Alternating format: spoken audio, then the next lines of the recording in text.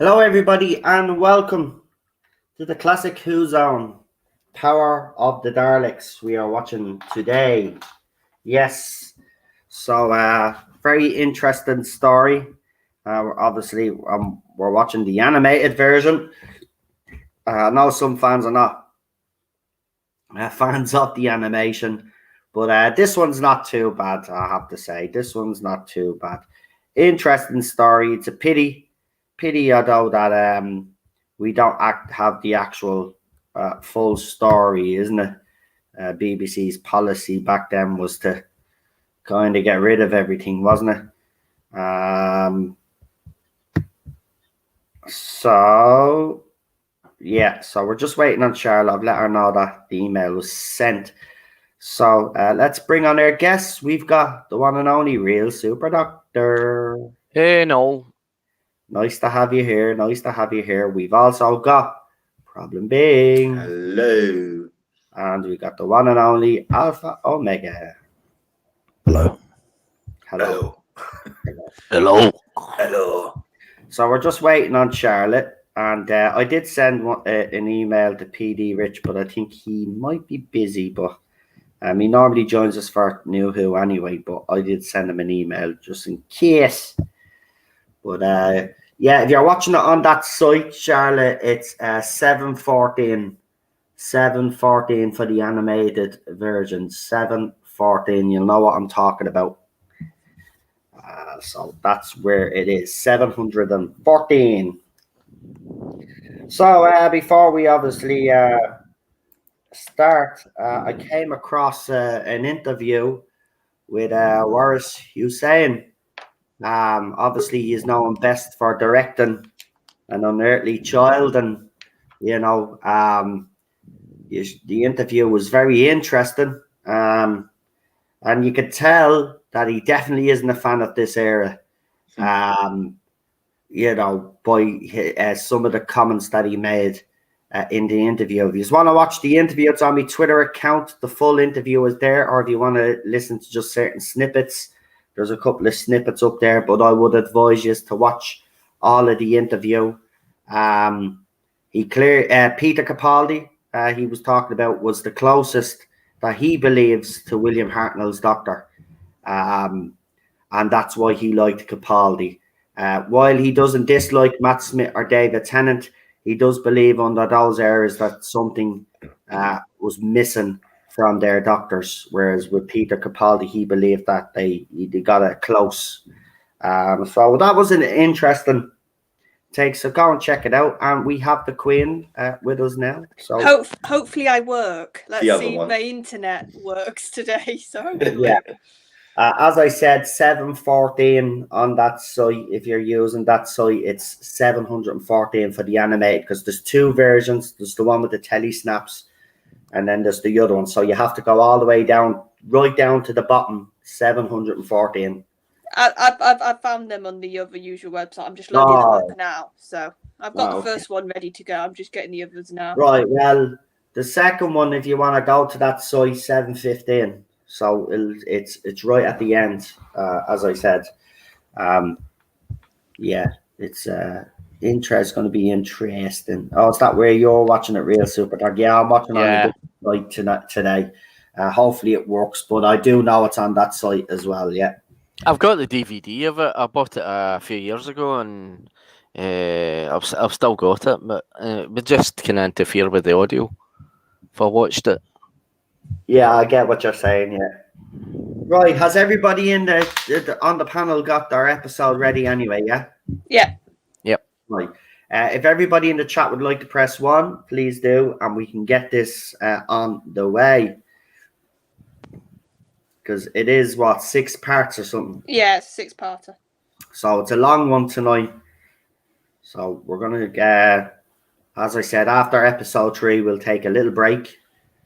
So we're going to go right through. So one after the other. So we're not waiting for titles to end and all of that rubbish, right? Just go straight into the second one. Just let everybody know. Because it is 6 episodes. And by the time we do them and then talk about it, you know, use ourselves, it'll be nearly, 3 hours? Probably will be about 3 hours, actually. Yeah. It depends. We'll see. Right, we've got 1-1. I don't know, the chat is on slow mode, so it's going to take a little while. What I'll do is I'll use my other phone that's working all right. And I'll go into the chat and make sure we don't get trolled by a couple of people ex-people from the Fandom Menace.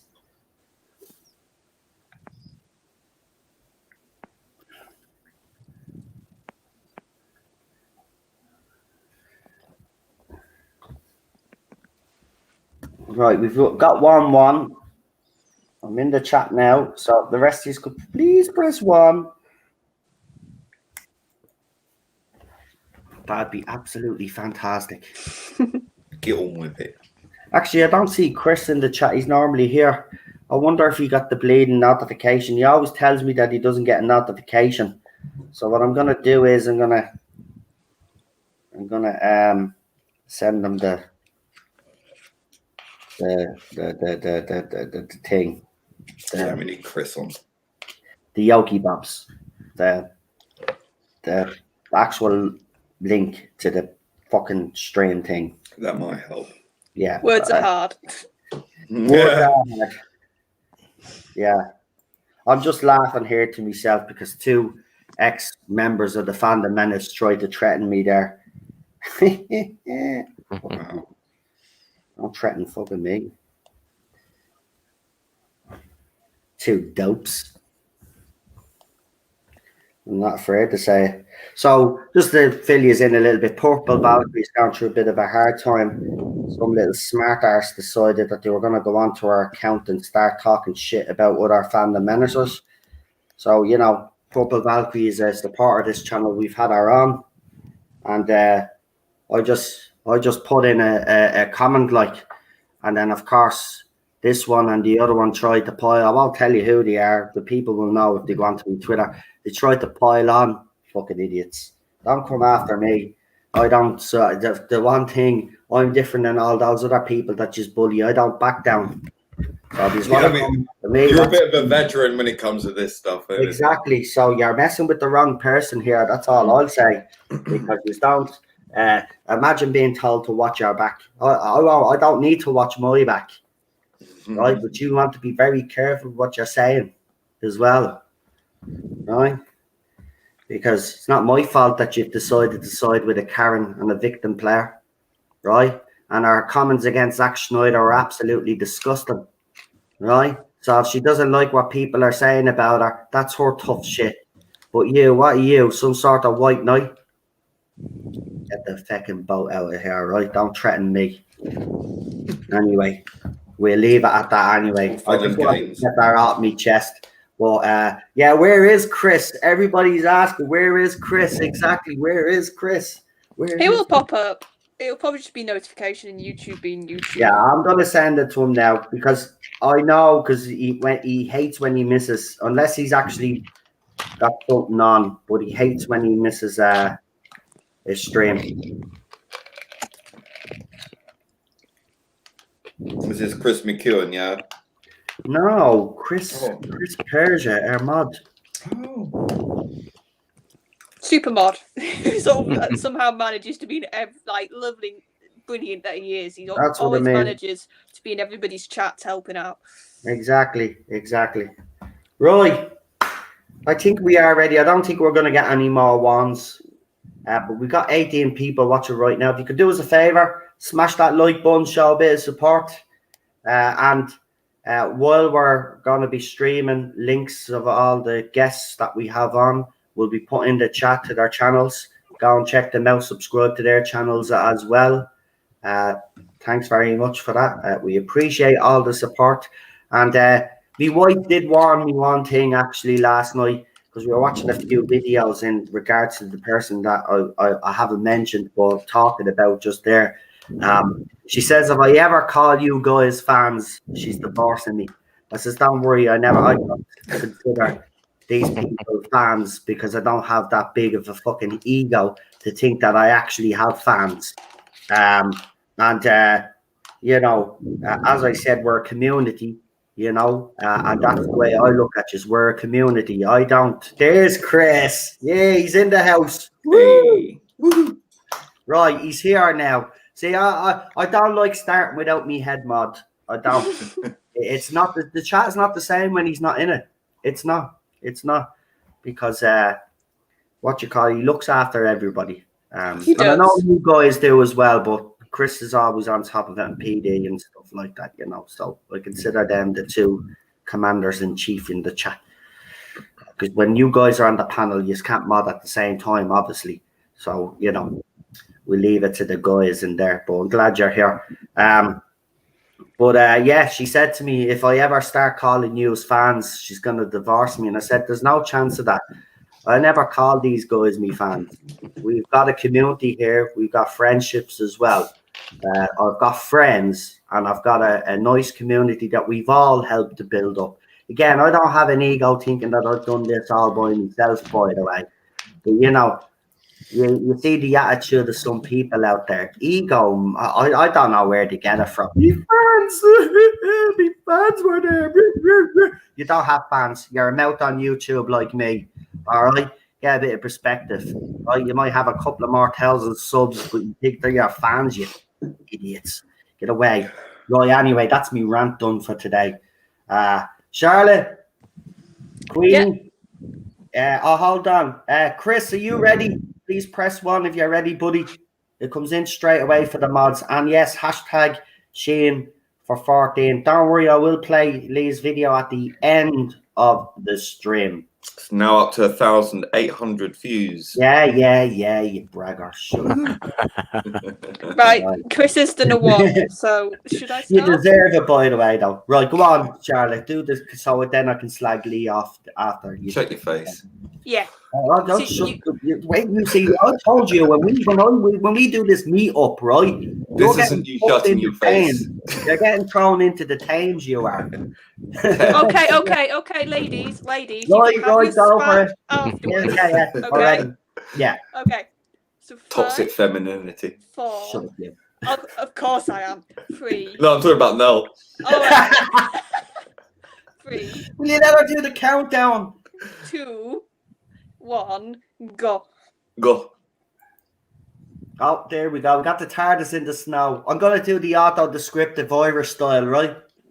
So now we've got the old center console doing its little... Yeah. Actually, I want to ask you guys on a serious note, all joking aside now, I'm getting serious. What did you actually think of the animation in this? I thought it was really good. Well, I thought it was the best that we could ever have at that moment in time because, I mean, we lost a great story and, you know, this is the best, and it really tells the tale better than the telesnaps, I suppose. See, I think this story has like a naturally quite eerie feel to it, and I think the animation captures that. I would say it would be up there as well as Genesis of the Daleks as well. It's such an interesting story. Well, it's the first regeneration, isn't it? It's so interesting just to watch it from that perspective.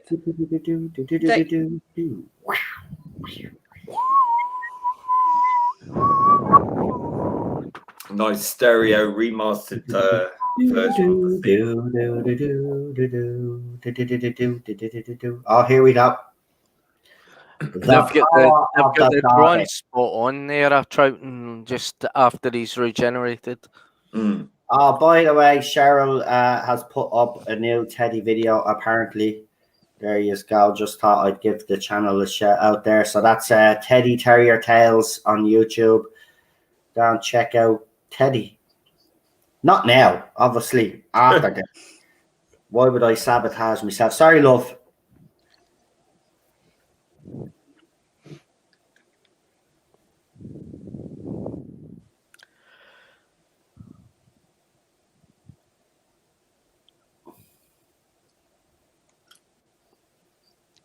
I mean, when this came out, I think it was 2016.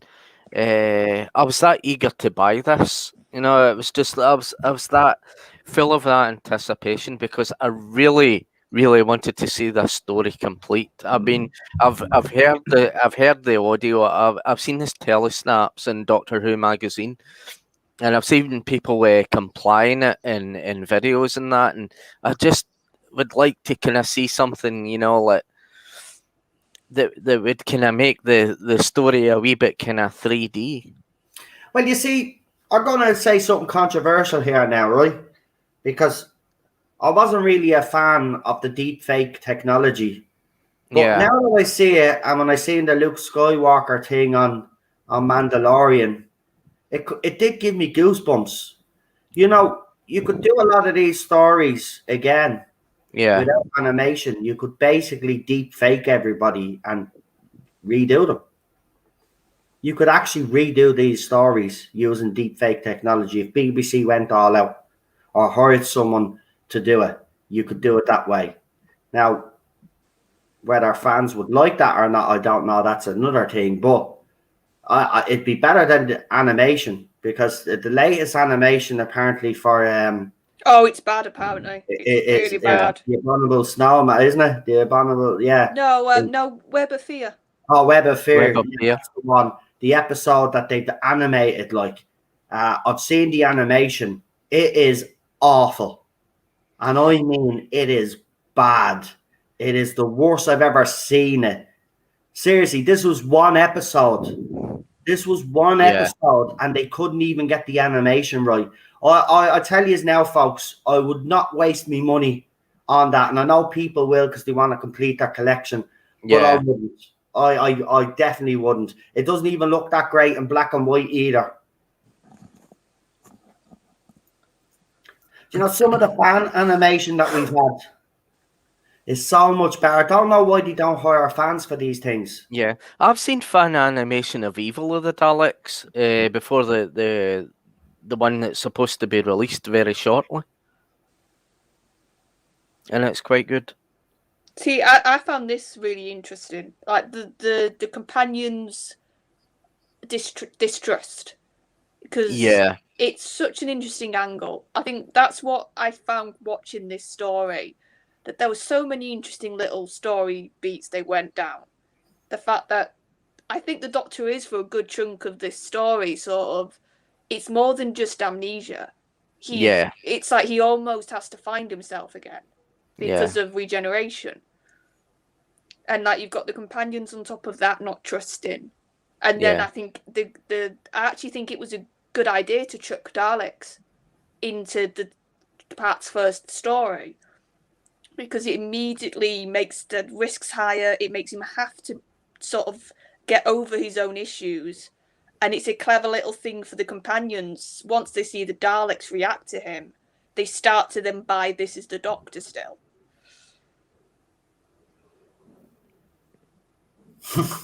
I do like that line. Who are we? Don't you know? It's on his iPhone. See if you get one of the John Peel books of version of the Power of the Daleks.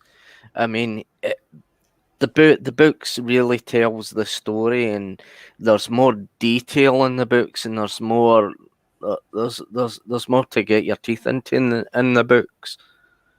Yeah, but I don't know if that would ruin it for me. I sort of like you sort of have to try and yourself understand where the Doctor is at this point. It's sort of, because it's not he doesn't like tell you how he's feeling. You have to just sort of observe the way he's acting. Yeah. So I don't want to know why he did the recorder thing. It's like it's just a nice little like thing. You just go, oh, so this is now a new facet that's coming out in this incarnation versus William. And at this point, the regeneration wasn't called a regeneration; it was called the renewal process, and it was supposed to be that the TARDIS had the ability to do this to the Doctor.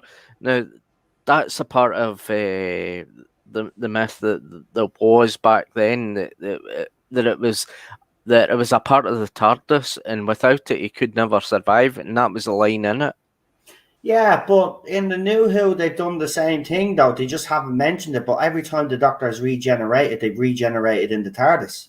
Yeah, and something's gone wrong. yeah, like, every time as well. Which it's funny, like, because if obviously we're dealing with the law we all know. So did William Hartnell's Doctor? Because this has always confused me.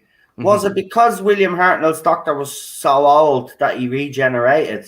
Or renewed, I should say, or was there a reason why?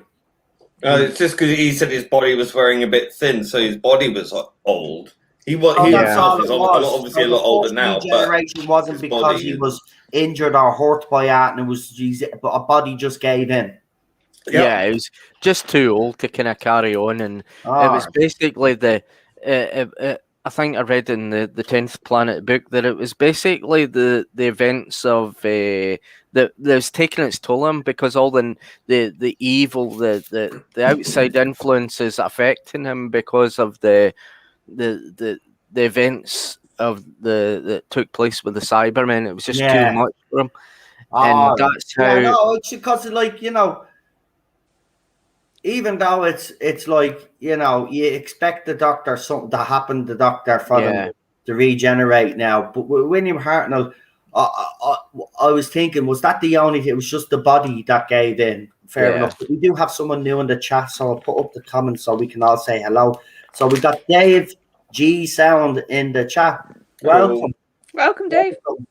And I hope you do enjoy this. What we do is we have our own individual copies just to fill you in what we do. Then we put the first part on, we do a bit of a countdown, and then we all press play at the same time. We watch along as we're talking. So if you need a timestamp, if you have your copy of Power of the Daleks, if you need a timestamp, let us know and we'll give you a timestamp. But welcome. We like to see new faces, and we've been seeing a lot of new faces lately, I have to say. Yeah. That's always a good thing. I hope we don't scare you off. We will tell you now, out straight, this channel is, we've got an honest bunch here. We don't hold back, and we've got very strong opinions.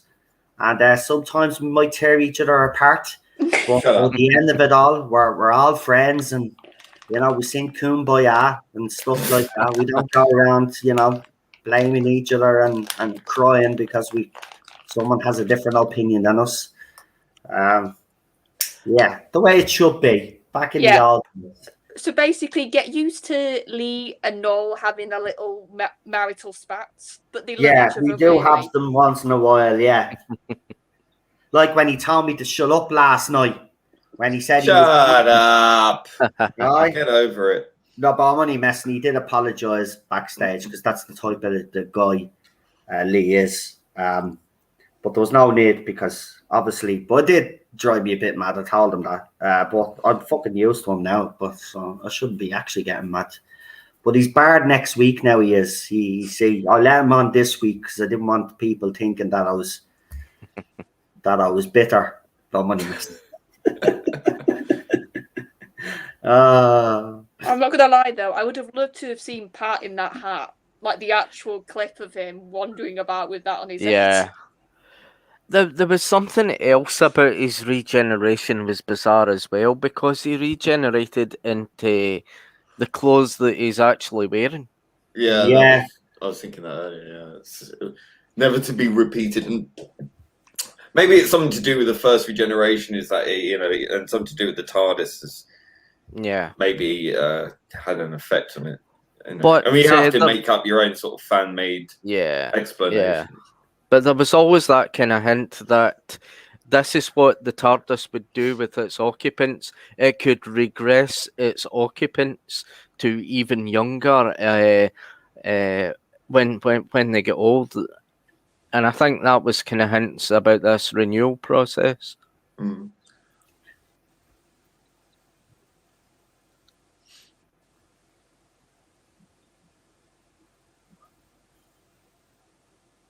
It's not even really a renewal, is it? Or even really a regeneration. It's like just a complete, subatomic reconstruction. Totally new body, new face, new mind. Yeah. I would like them to bring back when Peter Davison regenerated. Do you remember his regeneration was fecked and they had to put him in the what was it, the Zero Room? Yeah. Yeah. I'd love them to bring that back into New Who. You know? Yeah. Well, if they ejected the Zero Room. Well, I know they used but they could do it again. Like Yeah. Make a new one. You know, it's New Who. They can do whatever the heck they want. Like running into the ground. The interesting thing was about the Zero Room. It was balanced to 0 point energy. Yeah. That's how the Doctor is basically life force energy in this accumulating room that was able to stabilize the Doctor's own life force. Is because when the Doctor regenerated, all these cells were totally displaced and changed about, and before everything settled down and his brainwaves started to settle down and all that, it became unstable. It was like his past selves were crossing into his present self, so he was getting mixed up to who he was. And I always like the possibility that the Doctor, because he's had that many regenerations, as it were, personas and all that, that he's actually fighting multiple personalities. Like he's really struggling inside to kind of contain them, which could lead to him becoming a total power crazed megalomaniac like the Master. Or the Sixth Doctor. Yeah. The interesting thing about the Sixth Doctor is they established that Time Lords, through certain regenerations at certain points, could go through a process called regenerate yet unregenerate. It's a complete, I think, a complete nonsense of unstable regenerations and what kind of results they can. Well, we've certainly had a couple of instances of that. Number 6. Oh God, yeah. That's definitely an unstable regeneration.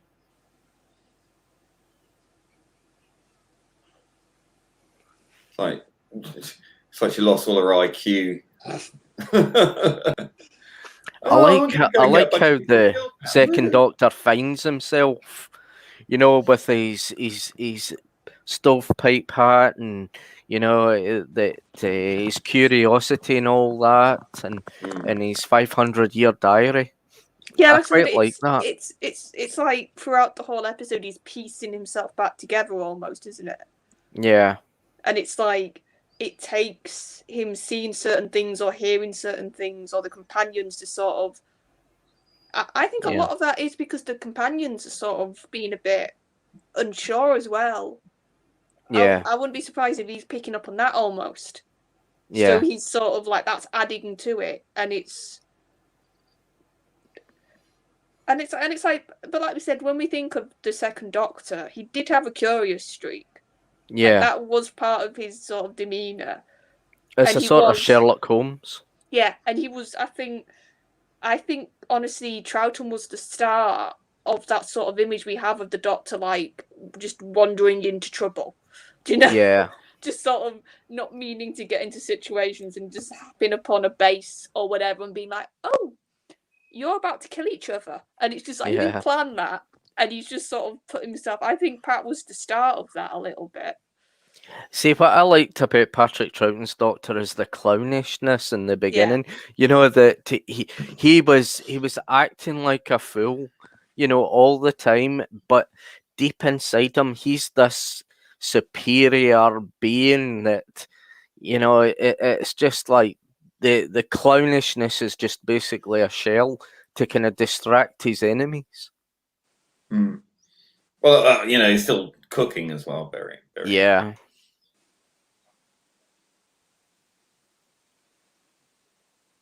It might be a sort of tactic to try and, work out who he is and what's going on.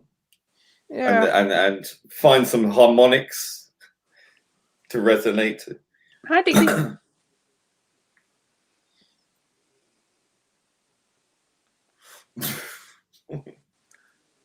I mean, mate. the bow tie was held together with a safety pin. Yeah. And Troughton's doctor.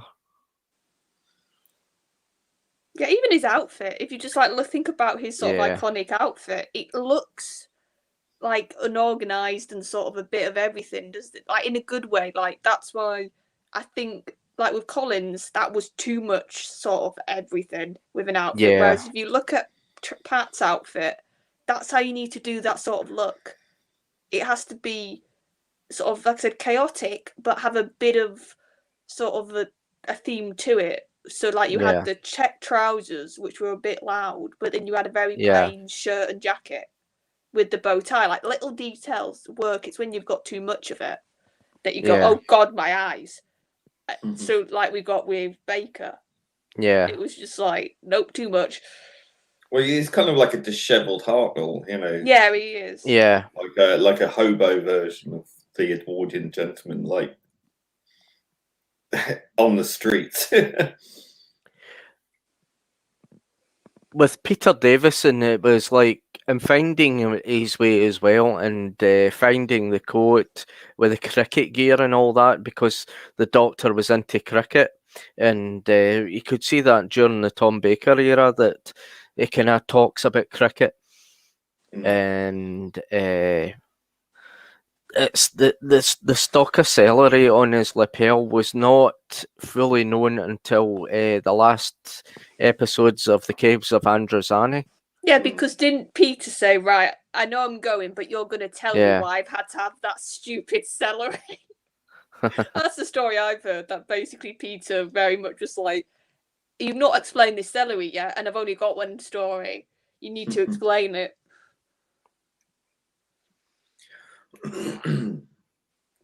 I think with Peter's Doctor, because his regeneration was the first young regeneration, that the celery became a purpose, because when we found out later on he'd been allergic to certain gases in the praxis range of the spectrum, that the celery would turn purple at the presence of these gases, to kind of warn them that he was at he was at a certain danger in any part of the universe or any planet. Oh, I love this scene. It's just I'm just going to sit here and ignore you two and play my recorder. Michael Q in the chat says the Seventh Doctor's outfit makes him look like a professor. I think it makes him look like an archaeology professor who sort of travels the Nile. He's got that kind of safari sort of tourist look, Edwardian or Victorian sort of tourist look.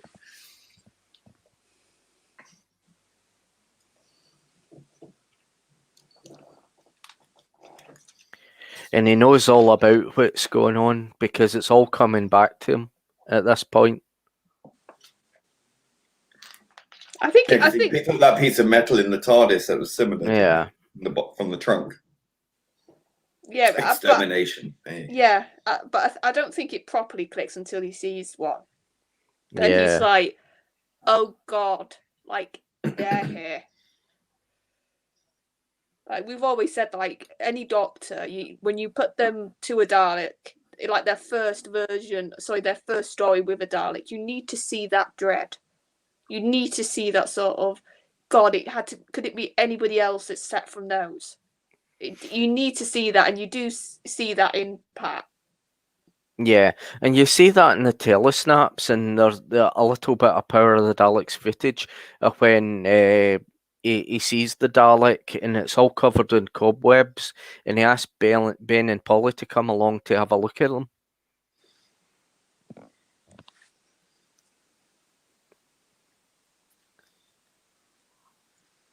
Because he becomes very serious, doesn't he? That's how you know. It's oh, the clown's gone now.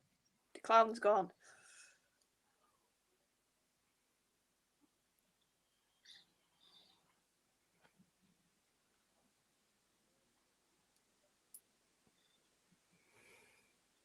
got to say, gradually Ben is starting to get on my nerves the more stories I see with him. I like Polly. Ben's starting to get on my nerves a bit. I think Polly works with the second Doctor other than Ben, because Ben was there.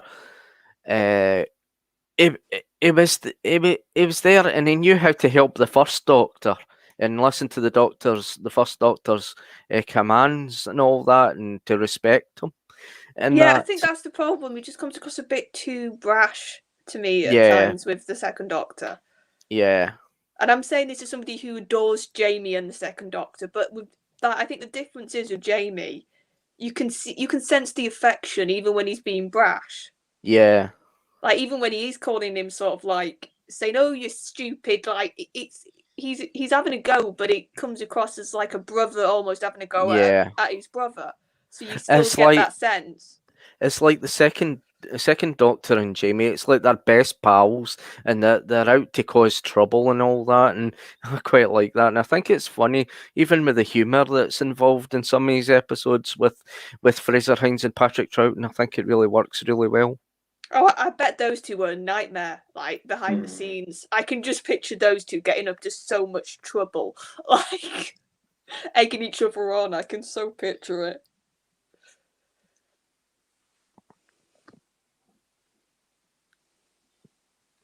Well, the cast were extremely happy when Troughton came along, because Annika Wells says that's when the fun started.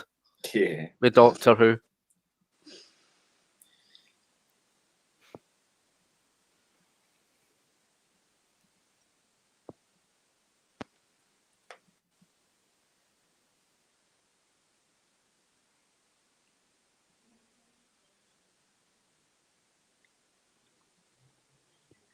Loving the music. The noises. Yeah. I love the music because it's back from the Dead Planet.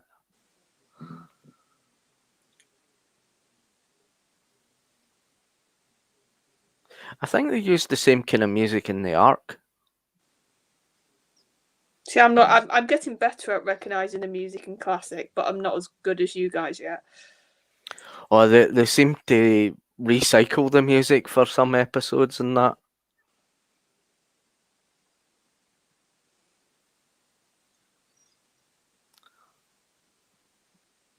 So at this point, he's really sussed out what was really going on. There they are.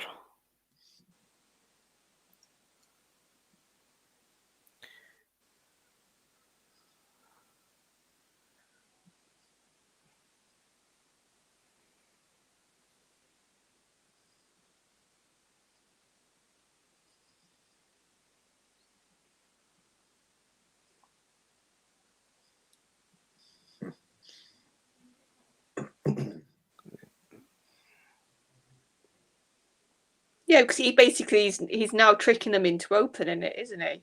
He's sort of using this position he's gained to get them to look in. Because I mean, Daleks are not dead. They're not dead. They're dormant and they're sleeping, and he knows that because he knows that thing's inside it.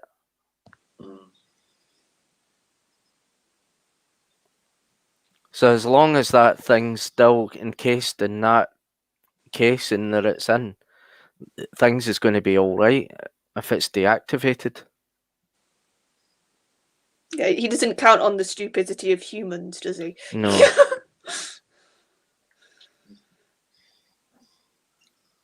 Okay.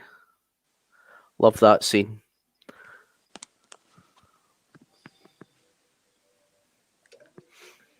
I just moved to episode 2 now. Episode 2. Okay, everyone in the chat hit 1 when you got your episode 2 ready. Let's get those number 1s showing. Anytime you like. Anytime at all.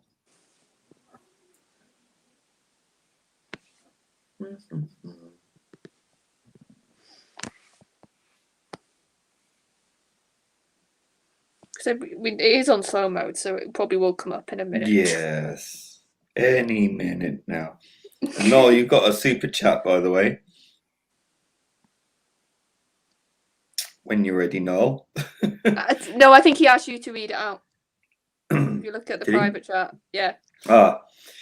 Okay, we have a £5 super chat from Digby Strawbridge. Thank you very much. He says, "Hi folks, can't watch this evening. We'll watch later on, winky face." I see 1-1. So should I start countdown or should I wait for another one to appear? We'll get at least 2. Sorry, if we get a 1 from Chris, that'll be... No, I'm not feeling great, so Oh dear. Oh, you. Okay, no problem then. If you need to do that no, again, I'm grand now. But if I do disappear, yeah, that's what I'm saying. Because I'm either getting sick or something, so don't worry about that. But what you call it? We have a £5 super chat. Hey folks, can't watch this evening. We'll watch later on. That's from Digby Strawbridge, £5 super chat. Thank you very much. Really appreciate it. We got a couple of ones, I think, in the chat, do we? We got one. We want more. Right, folks. Yeah, come on. There we go. Alpha's got one. So I think that's enough time. Everyone's got enough time. Right, go for it. That's enough time. So 5, 4, 3, 2, 1, go. Oh. No problem. We're gone. Oh, a load have appeared now. Okay. Yeah. There you go. Where the hell were you guys a minute ago? Well, I have it on. It's 15 seconds now. I've put it down from 20 to 15. I think after this week, anyway, I won't need to put the chat on slow mode anymore because, as you've noticed, we seem to have gotten peace and quiet now. Which is some good news. Why does this keep stopping? Yeah. Jesus Christ, their internet is not doing great. I really love the artwork in the Daleks in this. Yeah. See, I just think... Sorry, Super Dom. Because I think they've really sold themselves out with this. It's better than the human animations. And I love them, the Dalek mutant. I just think whenever you put Daleks like with cobwebs or anything like that, they just look spooky. Yeah. Right, this is not working properly. Mm-mm.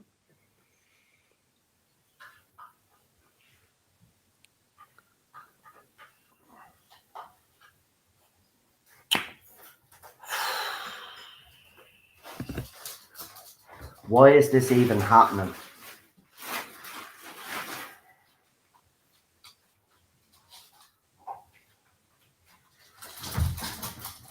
Like, seriously. Because it's you, Noel. That's why. You should know that by now. Right, there's only one thing to do in a situation like this. It's called the Ghostbusters. Oh, for fuck's sake, man. Right, in a few minutes, I'm going to have to ask you for a timestamp. So, John, I'm going into the site that you're using. Yeah. Right, so when I'm done, give me a timestamp because you'll have the proper timestamp that I need. Right, so let's hope it doesn't. I can start pausing on this.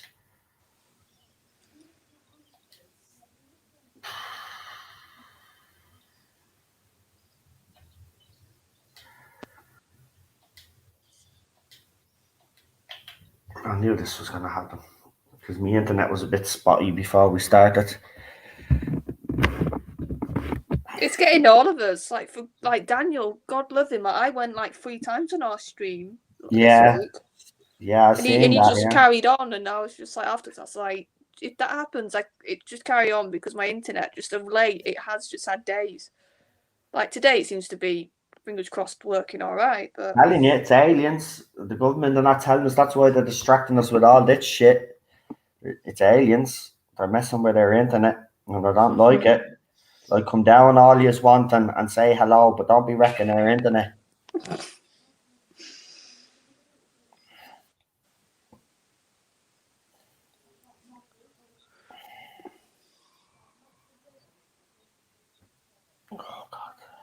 See, this is the sort of the side of the panel. I can't even say the word. Like everybody now snitching of each other, and the sort of this aspect of the story starts to come. Paranoia, that's it. I was trying to say that word. This is when you start to see that now with the base, which is an interesting sort of side plot with the humans.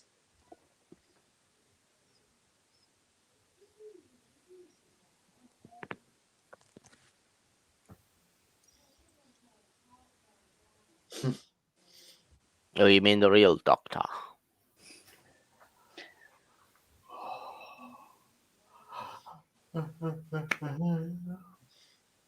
Ah, feck off.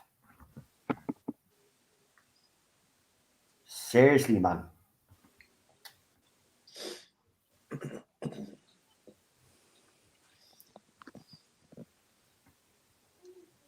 Evening. Ooh, that went very high. Evening card witch.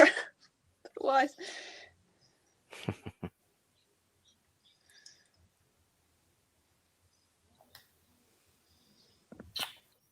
Yeah, this is when the Doctor's trying to get through to the scientists now. It's like, these are Daleks. Don't try anything with them. And you can tell he's really trying, but it's just like, no, it's not going to work.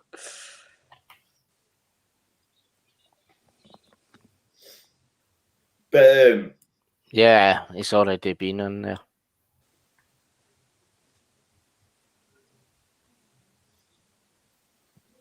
In a cop up to Babsba.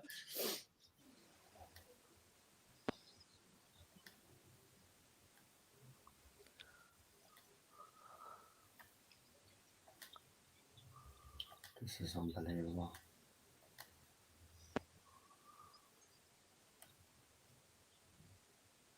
It's not even coming up.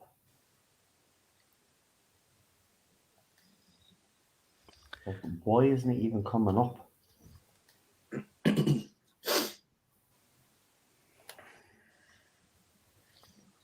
View our results.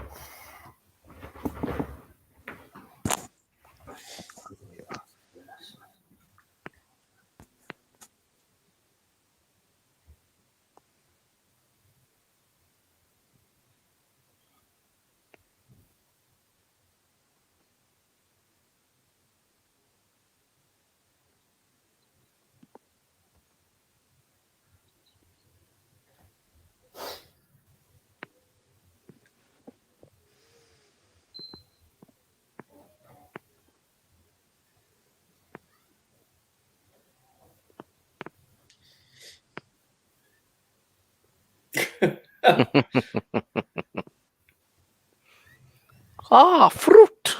Just love it.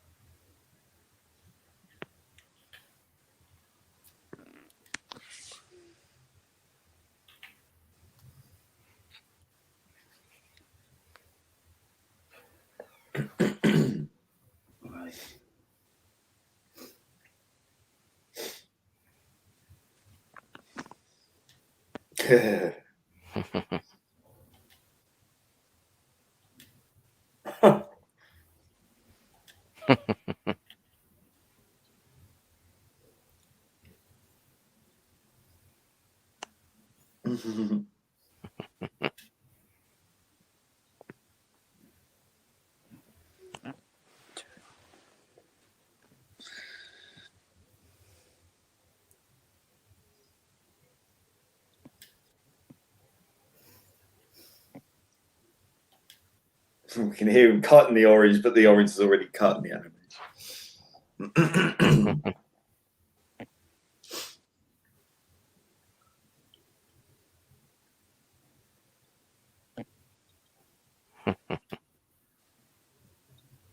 Are you for real? It's still not Working for you? again. No, it's not fucking working. I can't even type in Doctor Who. I have to go through every fucking page now, and I don't know what page it's on. It could be fucking miles down because it won't just let me write in Doctor Who. It's telling me it's not available when it clearly is on this. Try and refresh it, because that's what happened to me. Several times, mate. It happened to me Yeah, today. but I've been refreshing it several times. It's not working. Doctor Who's not even coming up in the search. No, I don't want to watch Batman.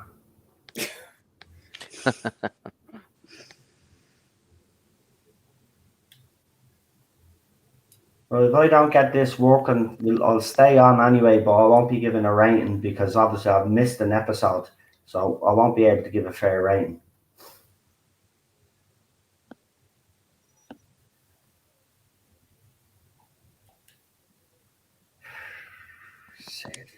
There's Class. I don't want Class. I want fucking Doctor Who. Who does? I actually liked Class. Yeah, well, you're a bit strange. Well, I'm not a bit strange.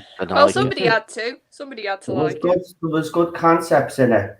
Just people just didn't like it because, you know. Yeah, there's good concepts in religion too. Doesn't mean it's... Well, it was good.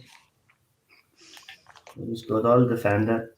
The only bit I liked about Class is when Peter Capaldi's doctor was in it. And I found that out of place. I have to be honest. That cameo was out of place for that show. Yeah. Because like someone gets their leg severed in that episode. His while it was nice, it was way out of place. Way out of place. There it is there now. Watch, there's Doctor Who now. Now you're gonna let me go into it?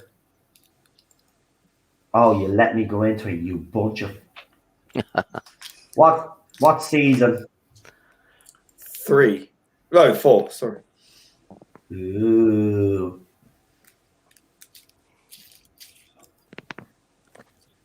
Right, season 4. Power of the Daleks. We're on episode 2. 2. Right.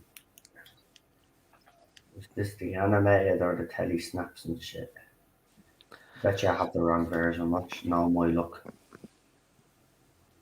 Yeah, I told you. Telesnaps in there as well.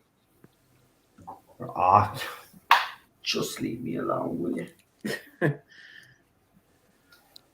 Not you. I mean the internet. Can tech just work for you, basically? Seriously, man. Doesn't like you today, does it? Like, I already feel like crap, right? And like, this is just... It's always when you're at your most vulnerable, shit like this goes on. All the time. Every damn time.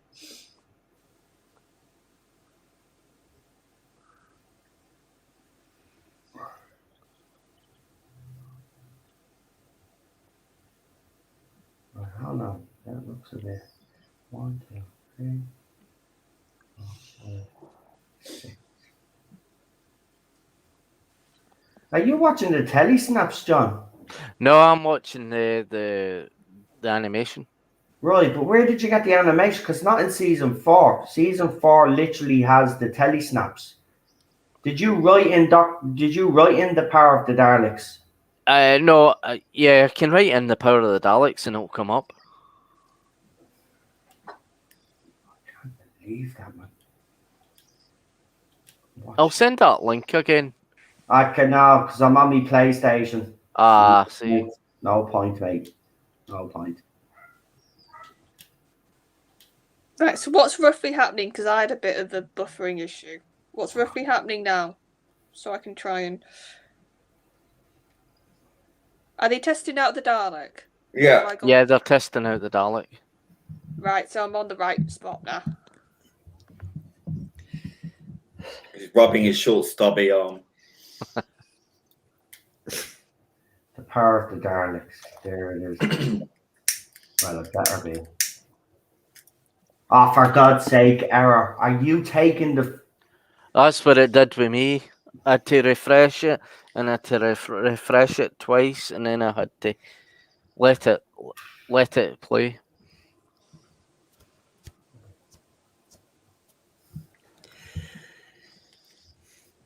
I'm not happy. I bet you it's the wrong one. I know by looking at the cover. At what point do you think maybe the short, stubby arm is a gun? Yeah, it looks like a tank. It's got a thing that looks like a gun. Well, I think it's, and that's what's interesting about this story. I saw it as, because of the compliance, they ignore everything else almost. Mm. Because they've got this creature and it's been so subservient, they are just completely being blindsided. I don't even know if I'm on the right episode because the way this is ridiculous. Give us a timestamp anyway. 15:10. Right, 15:10. So I'll go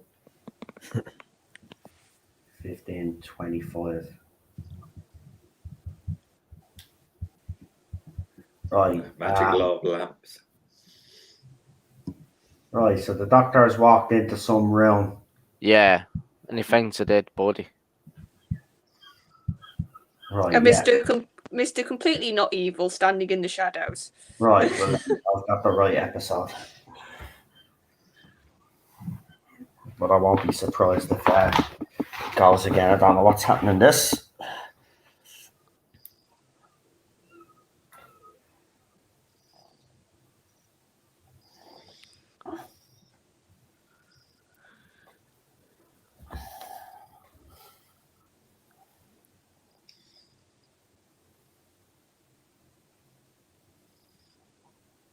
He said carrying a heavy tool. It's a large toenail clipper.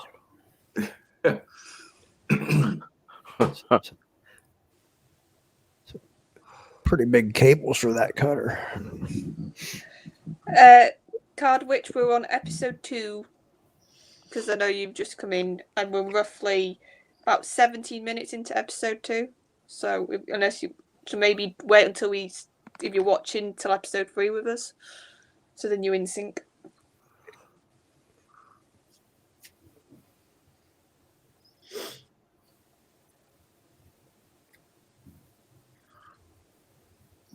Because that's another thing I'm noticing between classic and new when it comes to Daleks. Set from Dalek, it's like in classic, they're a lot more sort of, they're either bring power. How do I word this? It's like in classic that they get their power usually by either manipulating humans or tricking humans. Yeah. And they're sort of smaller forces that gradually get bigger. Whereas in New Who, it's like they're a lot more of their own entity. So the set from Dalek when they were first introduced again, it feels like a lot of the time it's not due to human involvement. It's they sort of appear when they want to, and the humans sort of are just there to be shot at almost. Mm-hmm. Well, the Daleks really, for their internal power, I think it's because on Scarrow they found a way to kind of exploit static electricity by converting that static electricity as they were moving along the metal floors, and they were drawing the power in to power their machines.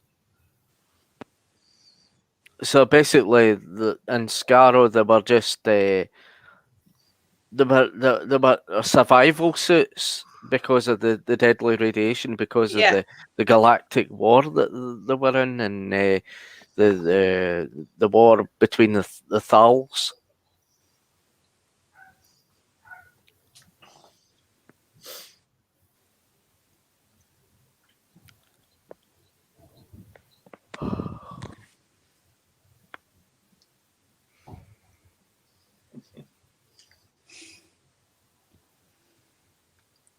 Ben, you're a moaner. That's maybe what I don't like about you.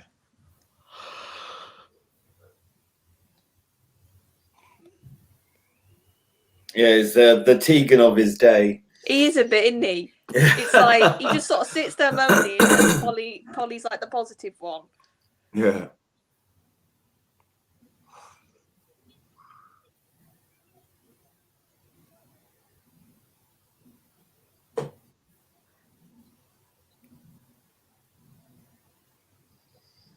Oh, this scientist is so naive and stupid.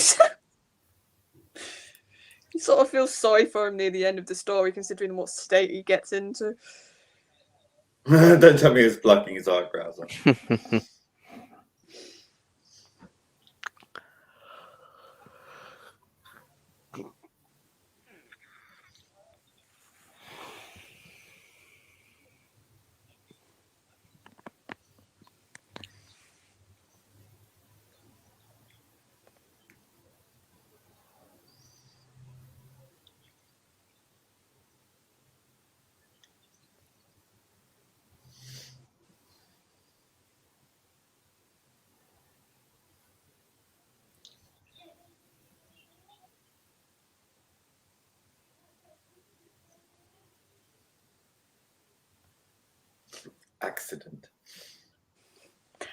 Accident. Mm-hmm.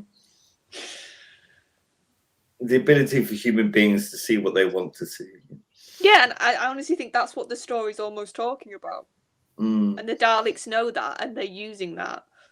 It definitely focuses on the ethics of science, where you put scientific discovery beyond and above safety and, you know, human ethics.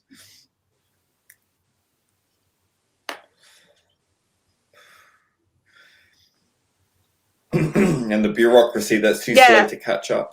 I was going to say, it's very much also that theme, isn't it, of like the scientists are in their own little corner doing their thing, and like all the people in charge are just sort of sat in their desks, completely disconnected bumbling from it. Yeah.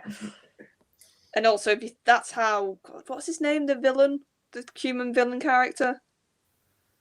Like the way he climbs up to power, it just shows like it's just such an easy, it's almost too easy the way he climbs up. But I think that's also a comment on what you were talking about. Yeah.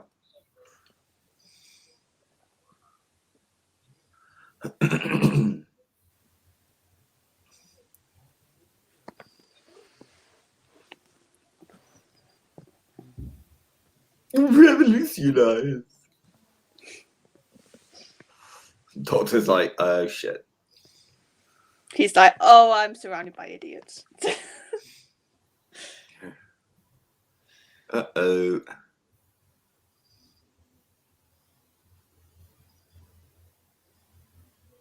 So this one you see angry. Like, this is not a usual thing you see from Pat.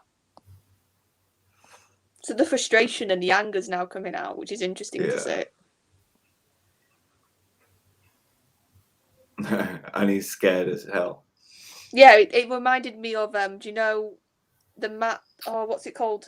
The Victory of the Daleks? When Matt sees the Daleks? That's what I was thinking. Yeah, it's very throws back to this story. Mirrors, doesn't it? It's that sort of, like I said, that frustration and that scaredness of just... Yeah, he knows no one's listening to him. He's like, I know what this thing is. Yeah, he's like, I know the end result of this. I know you're all going to get wiped out if you don't listen to me. And they're just so, like, blinkered vision.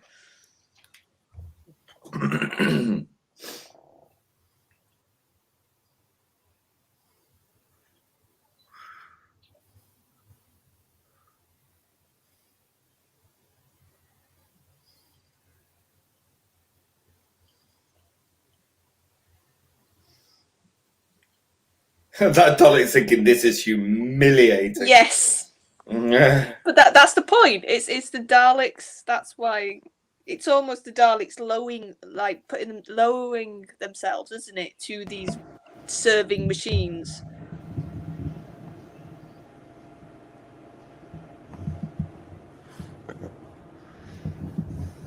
I am your servant. I hate the Daleks like servants. They're supposed to kill, kill, kill. I hate when Moffat start doing that all the time. I am your servant. No, Daleks are supposed to be the superior beings and kill anybody that isn't like them. That was the whole point He's of the story. pretending to be a servant.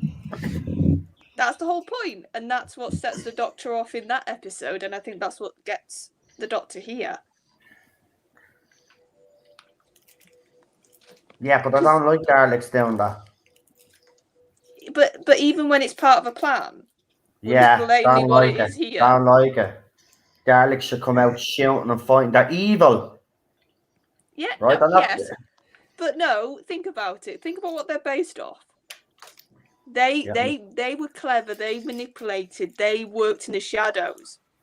So for me, I actually think the Daleks need to be more portrayed in that fashion. They can't just be shooty bang bang things. Do you know? I don't know. I prefer them shooty bang bang. Do you? Bang, bang. Yeah. I don't like all of that nonsense, like where they're pathetic hiding underground and shit like that. You know? Keep bringing in Davros, man. He's the one that's supposed to fix them up anyway. Right? You're getting humans to fix them up just to me seems a bit fucking stupid when the Daleks want, alright, it's a plan, but they're gonna eradicate them then. Like, it just seems stupid that they keep making the same mistakes over and over again. Like, I know this is the early days, obviously, but I'm talking more about the new series. Like, they just keep making the same mistakes over and over again. That's why they get defeated. Not even sinister anymore. You laugh at but that's my point. I think they're sinister when they're plotting, when they're sort of being a bit underhanded. I think anybody in the chat? Press 1, guys. Press 1. Uncle Noel's stomach is not the best. Come on. Yeah. I think they're most sinister when they're gruesome and all that, and they're threatening and all that. And, yeah, when they sort of lean into the body horror. Yeah. Aspect of them, yeah. And what they do to people and all that, and you can see that in the Daleks in Manhattan. I mean, that was pretty cruel, turning people into pig people. Yeah, that was brilliant, though. Yeah. Under Moffat, he didn't treat them well. I don't think Moffat really understood the Daleks. No, eating? You're eating. Yeah. What are you eating? No. I'm eating a Belgian chocolate and orange cookie. Ugh. Oh, Candied orange chocolate. I don't know how any. Don't get me wrong. I eat the odd orange chocolate once a year. I might have a bit of orange chocolate, right? But can't stand. Oh, it's just no. Once a year. Really? Yeah, once a year is just a thing. Once a year from me. Easter, I might get a Terry's chocolate orange just to have it there, but I don't even eat the whole lot. I might have 2 pieces of it and then throw the rest of it out. I'm not a big fan of waste. chocolate. Oh no, Lee, chocolate fudge cake. Nothing better, is there? Nothing better. Sticky toffee pudding. No, there is one thing better than chocolate fudge cake. It's death by chocolate. Seriously, there's a cake called Death by Chocolate. It's wow. I used to like the Weatherspoons sticky toffee pudding, all that ice cream and all that, and get into Weatherspoons and getting it. Jam roly-poly. Now, get away with your orange chocolate. Right, let's do the countdown. Yep, so 5, 4, 3, 2, 1, go. Go.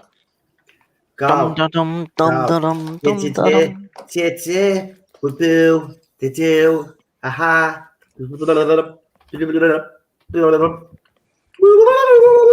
Weirdo.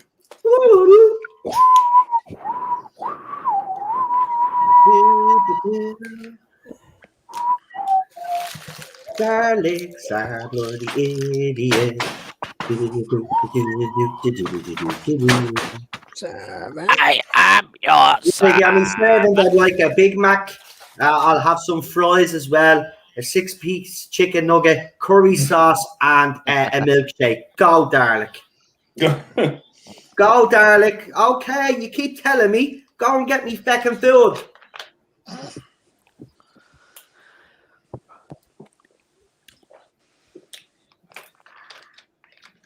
At this point, they're kind of a bit silly. They become the servant to the idiotic robots, the Tommy robots that used to you could ask it and to get you a cup of tea or something like that.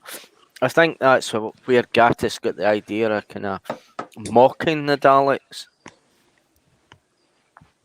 Yeah, I suppose if you sort of underestimate them and then they really pull out the force that they have, then it adds that sort of sinister quality. Oh yeah, because you if mock also them think... and then you get the wrath. Well, yeah, but if you think of in Victory, they always were a step ahead because they had, was it Ironside? Scientists that they created? They called them the Ironsides, but it was what was the professor called? I can't think of his name. Professor Bracewell. That was it. I couldn't think of his name. They know he's there. Yeah. So they know that they've got basically what he becomes. He's a bomb by the end of the episode. So I think they're going to go, right, we can suffer a bit of this because we've literally got a walking bomb about, and it's just I think the whole looking subservient, I think they think that's a good cover, and that's the way I always see it in these sort of stories. It's a distraction, it's a cover. It's like we were saying about the Doctor in this incarnation. He acts like a clown. Yeah. So people don't suspect him, and I think the Daleks are doing a similar sort of tact here. That as long as they think we're these little good servants, they won't think to look about the other ones we're creating in the back, sort of. And at the end of the day, they got all the materials because of the humans. The humans supply it. So who's the idiot then, if you think about it? Like...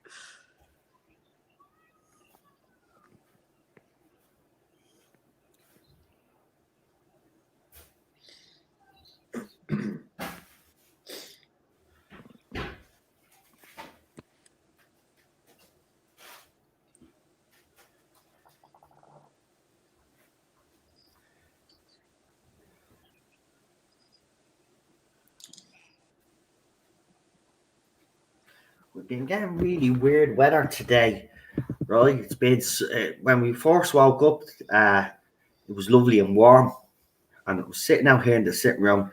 Cheryl was in the bedroom doing bits and bobs. Next of all, I could just hear a lot of water. And I was like, "What's going on here?" Yeah, all across we've had the same. And it was literally, and I mean, never seen rain like it. But it was a quick shower, right? Then it stopped, sunny again. Right, then rain again, and then there was thunder. We had a bit of a thunder storm here. I was going like, what the hell? The weather it's weird, man. That's why everybody's internet as well, I think. Yeah, I think it is. 5G that everybody's talking about. And if it is that 5G, then we're in trouble. See, I think it's HARP that's doing that. Yeah, the weather. Yeah. If you know what I mean by HARP. Conspiracy theory streams, because people actually like the conspiracy theory streams. We should bring back them. Yeah. Actually, that'd be a good idea. We could talk about HARP. We could talk about the chemtrails. Obviously, we'd have to be very careful now because YouTube goes down. I was going to say, be careful. Yeah. They're a bit oversensitive nowadays, YouTube, about that sort of stuff.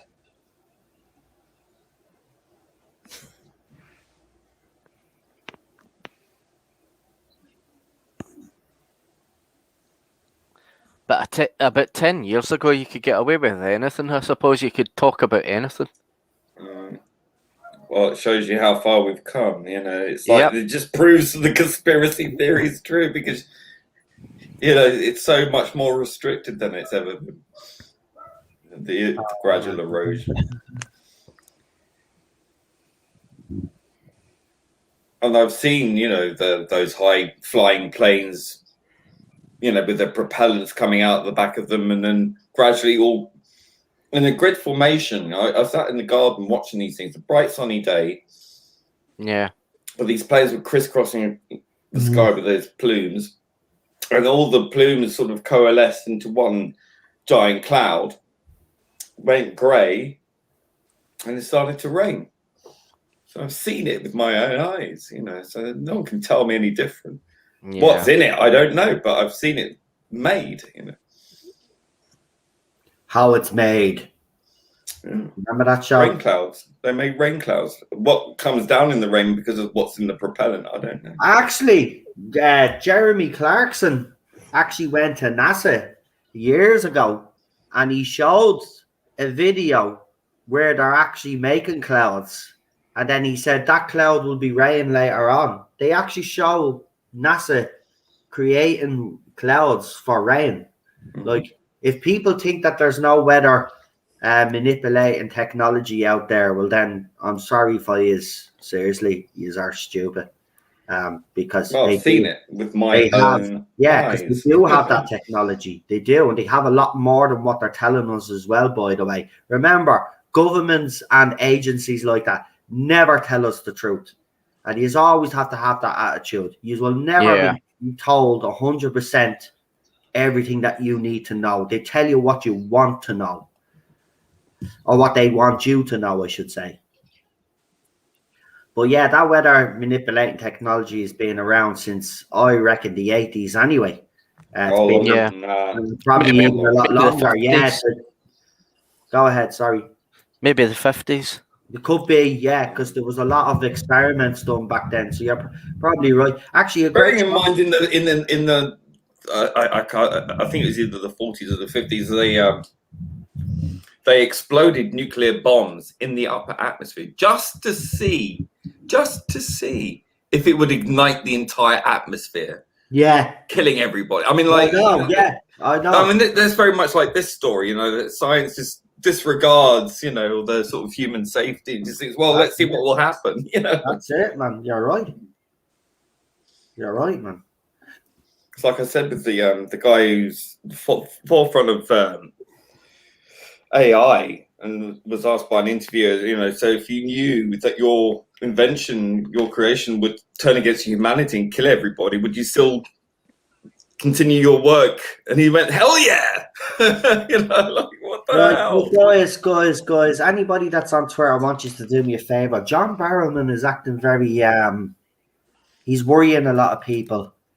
Is he? He keeps changing his profile pictures, and now he's put up a blank blue picture as his profile picture. I think he's gone through something.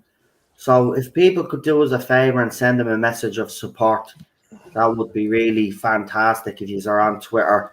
I honestly think he just needs to take a break from Twitter. I really do. Just to get get off Twitter for a start, you know. He needs to do something because these people are clearly getting to him. And he's moving on. He's got conventions and all. They're starting to re-employ him. I wouldn't like to see him go into a depression, like, because he's already said that he's already seen someone. That these fans are bloody disgraceful. Okay, I just gone into his profile. It looks like he's they're fake ass fans. No, his profile's sort of not loading, so I don't know if that means he's for God's sake. Somebody's hacked it. That's what they're saying. No, what? How would someone hack a high-profile actor like that? Somebody's just posted it. The term you entered did not bring up any results. Try again later. Oh my God! Load it, and then now it's just spinny wheel.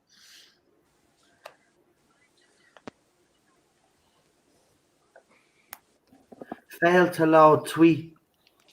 Yeah. Could it be because he's just deleted it? Might be. That?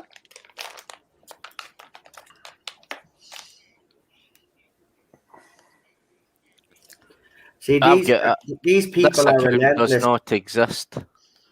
Mm. No, see, this tweet is from an account that no longer exists. Yeah. I'm gonna ask Cheryl to check him on Instagram. Hold on. Yeah, he might have just taken it down for like himself. It could be that. Sorry.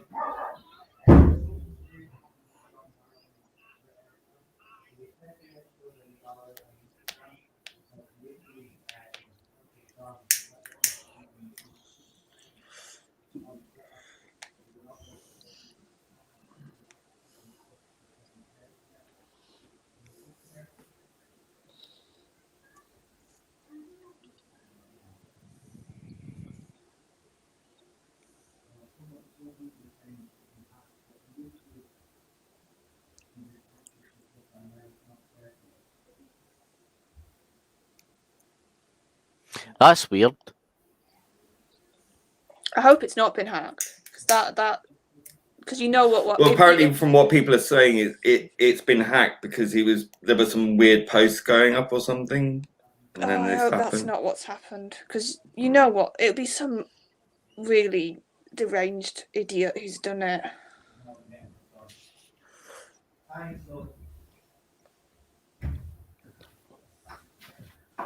Right, the last thing he posted on Instagram was 6 days. Last time he posted on Instagram was 6 days ago, and it was a video of him walking out. I think somewhere he's wearing the TARDIS dress at a convention.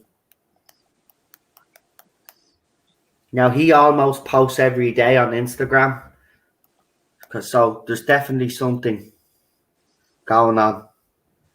I hope it is just a hacked, but how would? Well, no, a load of celebs got hacked, didn't they? Was it last year? Like a load Yeah, of I remember that they got accounts. the photographs and stuff. Yeah, but damn, I hope he's all right, man. Because like they were giving out dodgy links on like Yeah, Twitter well, accounts. I've asked Cheryl to kind of text him on Instagram to let him know that his Twitter account has been acting peculiar because he's been throwing. This tweet is from an account that no longer exists. Could have Twitter have taken the account down if they suspected something was weird going on? It was like a safety procedure. Or unless it's because, he's been fighting back against these trolls. And what Twitter will always side, even though it's John Barrowman, Twitter will side with the bullies because that's what they fucking do. That's what they do. They always do that, don't they, Lee? They always side with the bullies. I mean, if you look at the stuff that's being said about me by a particular Twitter and YouTuber out there, like he should have been taken down, because if I said all those things that he said to him, my account would be suspended. But these people get away with it because they think the same as Twitter. So I've asked Cheryl I've told Cheryl to go and tell him anyway that his Twitter account is down, and to ask him if he's okay. So we'll see if she gets any response because she's following him on Instagram. And sorry, just in case people are wondering, because I'm a huge we all love John Barrowman on this channel, and we know he's been going through some troubles. So when you see something like that, it could be nothing, could be hacked, but at the same time, just in case. He doesn't deserve all the crap he's gotten. He doesn't. No. He made mistakes, yes. He apologized for them, yes. He should be allowed to live his fucking life. Leave him alone. He doesn't do any harm to anybody anyway. That's the thing. People love John Barrowman.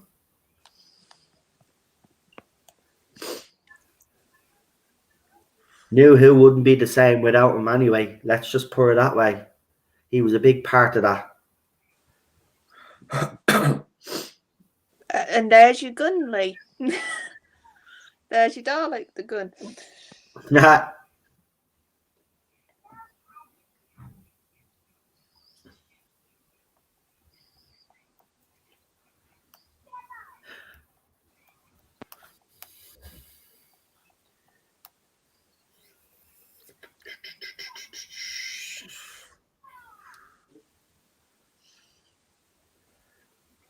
Let's hope it's just hacked.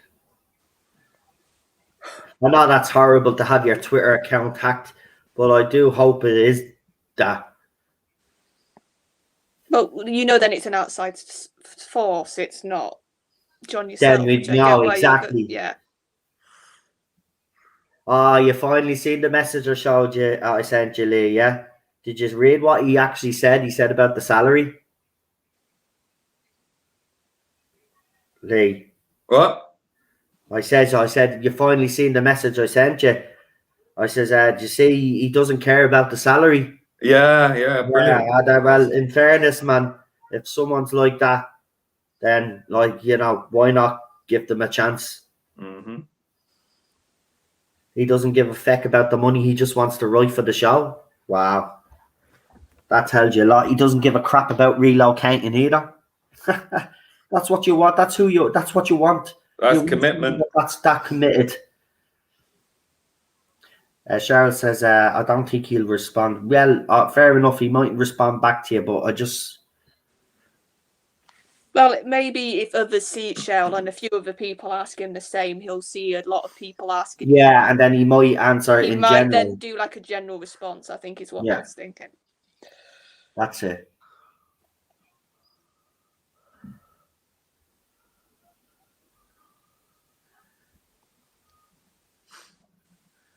Let's hope he's okay.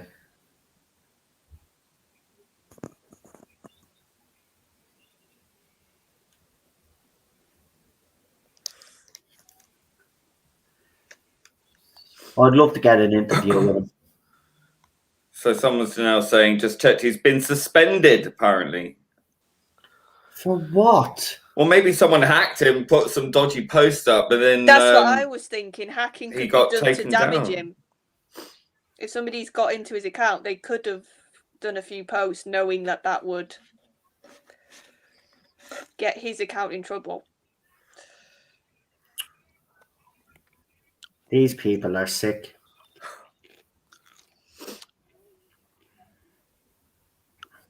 Like, you think the way they were all going on that he whipped out his little barrowman and slapped them all in the face. Like, do you know what I mean? Like, at the end of the day, the people that he did it to are not complaining. You know? They haven't come out and filed complaints or tried to cancel him. So why do these fucking idiots care?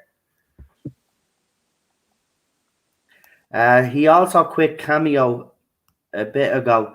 So he's quit Cameo, apparently. So it could be someone messing about and being suspended. Maybe he did get rid of his Twitter account. Maybe he is just having a social media blackout. You never know. I think that's not. Well, it's sad. It's sad. It's sad that if he's felt like he's had to be forced off Twitter to do something like that. I think that's totally disgusting if that's the case. As I said, nobody in this world is perfect. So I don't know who these people think they are. They ain't perfect either. You know?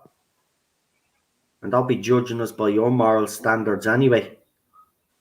He's apologised. We moved on ages ago as a fandom. These idiots just want to drag everything up again. Sick of this crap. But finally, they'll be gone. Hopefully, they'll be gone. As soon as they cast another bloke as the Doctor, sure, they'll all go cry.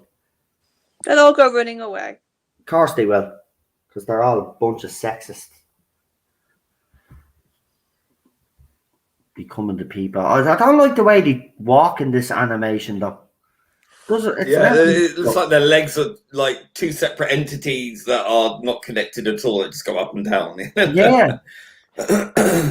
See, this animation must have been done on a computer, you know, with all the parts, like different leg movements and everything like that, and all put together and then manipulated. I've got a software called it's Anime Studio. It's by Debut, and you can do that in the Anime Studio, and it actually looks contrived animations. I really don't like it, but I think you can make the eyes mouth and the eyes move and the mouth move. No. Yeah, I think the problem is because in your head you're almost thinking like this is acting, like this is almost happening like real people. So when you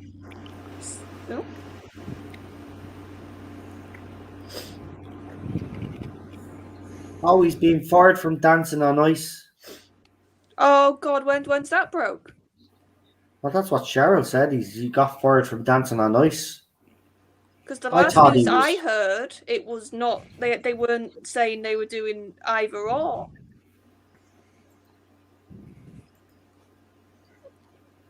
If they've sacked him, that's disgraceful. Why should he lose his livelihood? Seriously, man. He better not be sacked. Yes, this is getting really rather fucked up now. There is no way he should be sacked.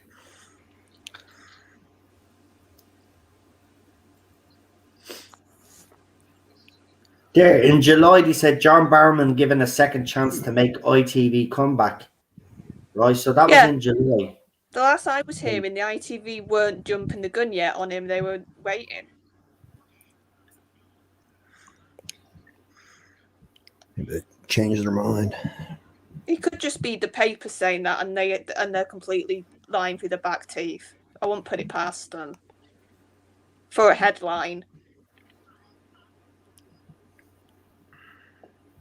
Or maybe this is him getting off social media in case of a backlash or something.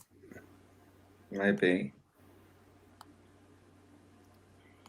Yeah, so on the 30th of May, they said that his future was not decided yet.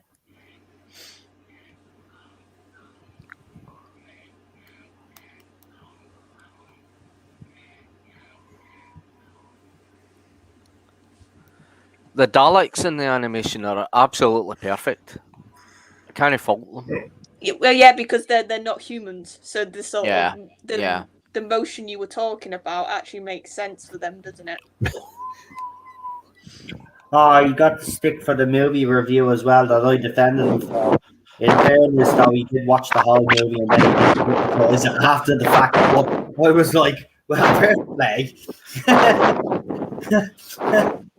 Someone's audio is playing, I can hear it. You sure? Yep. I think it's finished now. I think it was a tiny bit with the title sequence before. Yeah, I could hear something. Right, so we're on episode 4 now. Do we want to take a little break? Because we've done 3 episodes. Yeah, just give us a second because but yeah, go on, take a little break. If you need to get a cup of tea or whatever, go on, 5-minute break. So back here on 1 hour and 39 minutes. 39 minutes. Right. So hold on. Wow, that's episode 1, 2. What episode are we on? Episode 3. 4. So 4 now. 4 now. We've just done 3. Right. I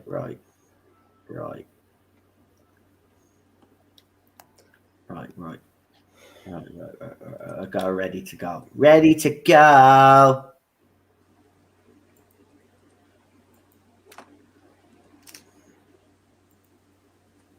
Yeah, I wouldn't be surprised, Cheryl, to be quite honest with you, because Like I said, of heavy stick on Twitter.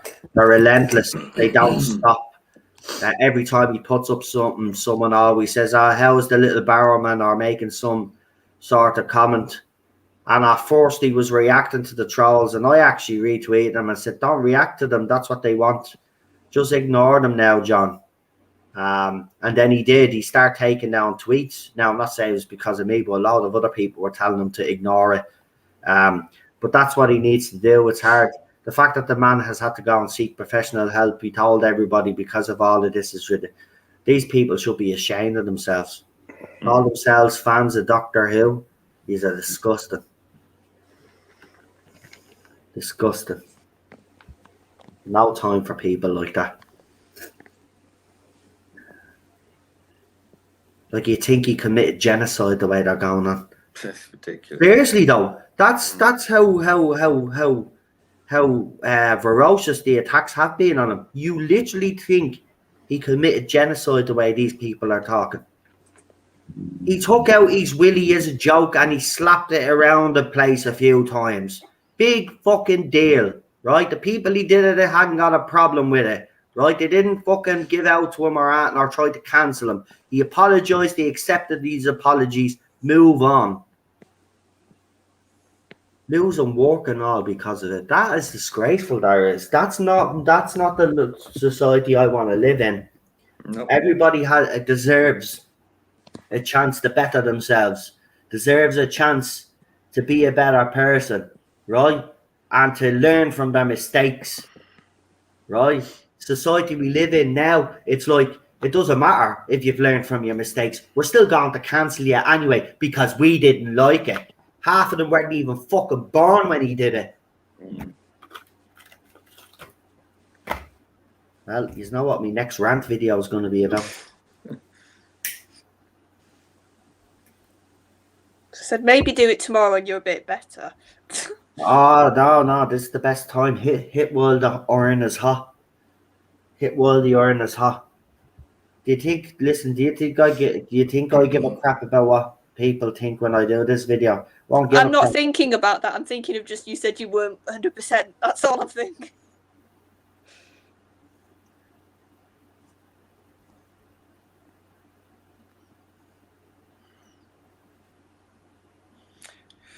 Ooh. Right, how long we got? 2 minutes, folks. 2 minutes. And get your wands in if you are already ready, by the way. Yeah, get your wands in so we can know. Because it takes a while to show up. Well, 15 seconds. That's a while. It's only 15 seconds.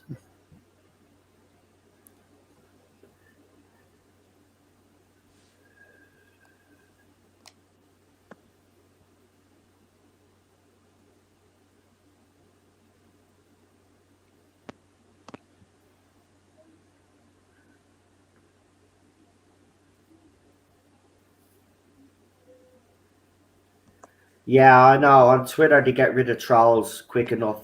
Oh, I mean, on Instagram. Twitter need to get their finger out their asses now, because we've seen last year, and I've seen a lot of it. I'm a football fan.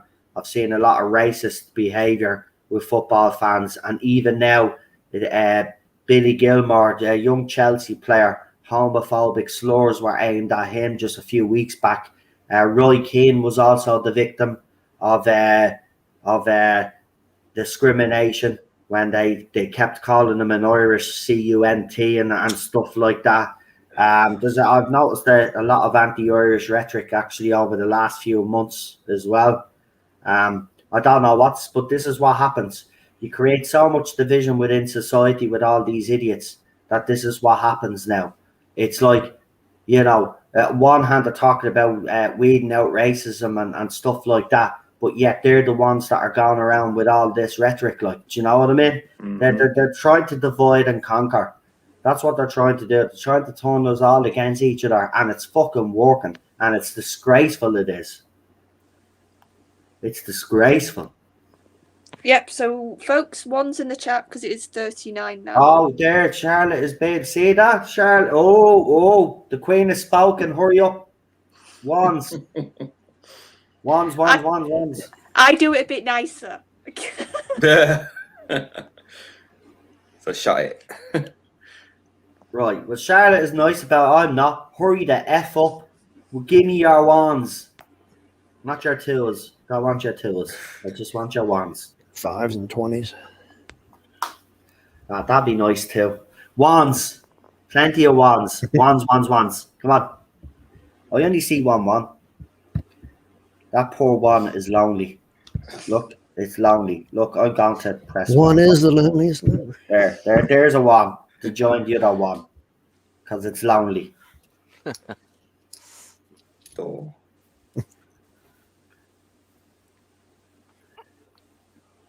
Alrighty then. It's time to press one. Oh God, don't start singing, please. If you don't press one, I'm down to sing a song. Hey.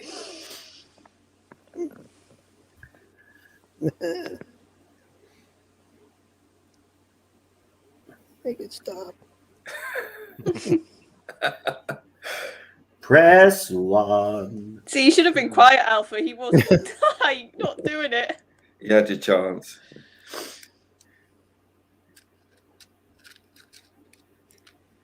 Zoo. 5, 4, 3, 2, 1. 1. 5, 4, 3, 2, 1. 5, 4, 3, 2, 1. 5, 4, 3, 2, 1. You're not going to get me singing. That was a chocolate bar ad back in the day. Like it was great. I remember that chocolate bar ad. I don't. You remember the crunchy one? I'm so excited. Oh, I remember that one. Yeah. No. Okay. Jeez. Should I just Yeah, start the please. Let's hit countdown? the. Go on, go on. Just Yeah. to save Have you done Alpha. for me Just to lately? save Alpha. Famous song. Yeah.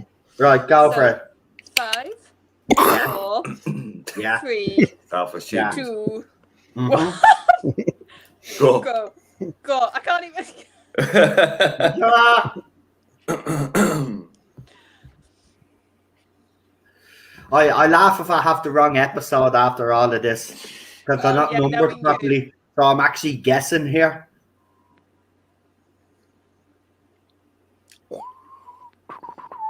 Dr. Oho. Oh, I guess what I'm at the doing because I'm a fucking idiot. It's the What? telly snap one. We will get our power. This thing is killing me. It's killing me. But it's entertainment for the rest of us. Indeed. The power. The power of the Daleks. We will get our power.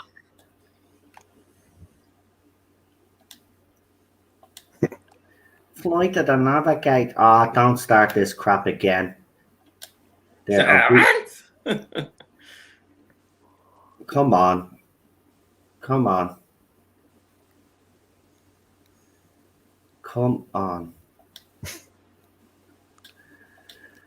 Oh, this thing is just like saying, no, we're going to do what we want and screw you, mate.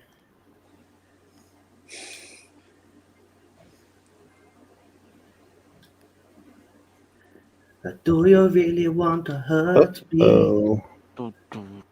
What Right happened? now, yeah. Like you want. But do you really want to hurt me? I actually don't really like that song. No, I don't. To be honest. Come on. That is my favorite song of theirs. Actually, I have to be honest now. I think because I suppose it's their biggest hit, isn't it? So Searching the poison mine. Culture Club. I remember that years ago. We understand. See, that's a lovely shot when it focuses in on the eye stalk. That's sort of the thing that they can do with animation, isn't it? Sort of have shots like that. So we're on episode 4, yeah? Yeah, episode 4. Yes. Right. If this better be episode 4, and I'll need a timestamp off John in just a second, mate. Right. You got Power of the Daleks, right? Right, go for it. Yeah, what's the timestamp, mate? 2:39. Well, 2:42 now. Okay.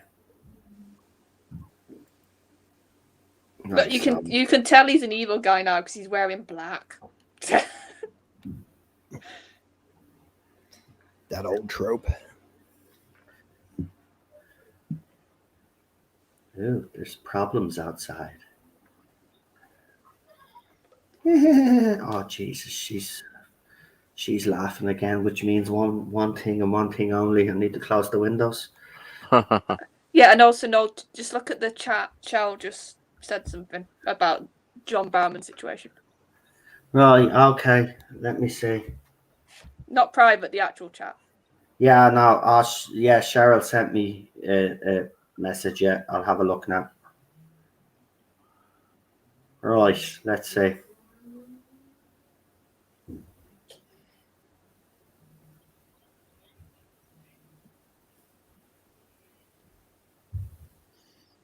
We obey. Yeah, the picture you're showing me is what he literally had his account, the rainbow. He had the rainbows on his account on Twitter, and then it changed to blue, and then he had the rainbows in the background, and then the account was taken down.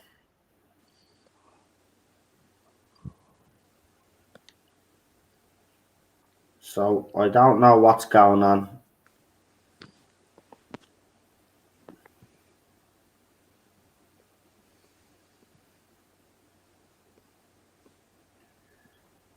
Do you really want? What was it? Static electricity, was it?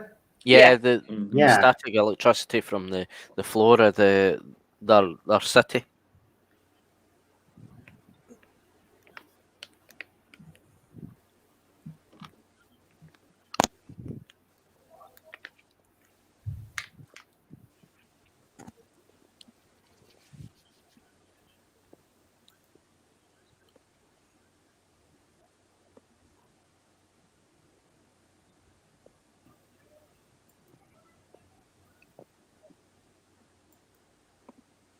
I tell you, it's gone very dark out there. I reckon we're in for another rain shower now again. It's really dark where I am.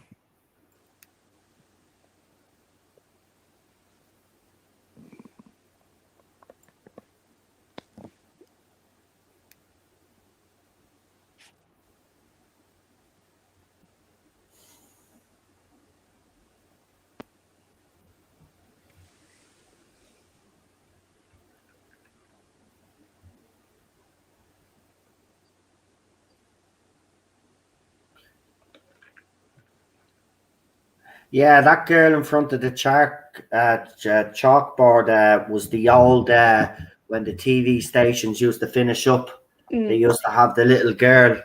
There'd be different ones with the chalkboard and a doll, maybe. So that's why it's all confusing.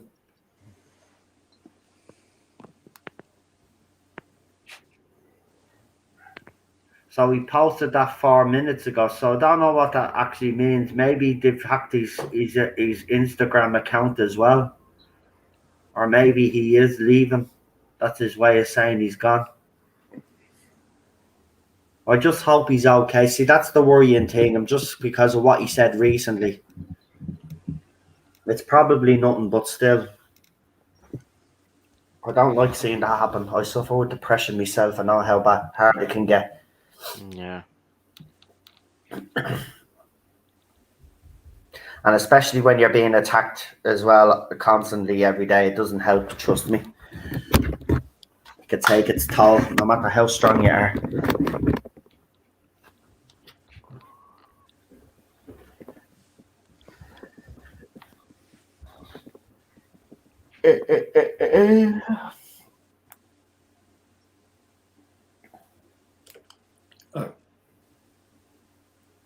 Have to say, the guy on the screen, this fella, what's his name? You want to punch him in the face, don't you? Oh yes. Yeah. Like, he has one of those faces where you just want to, especially being the idiot that he is, like.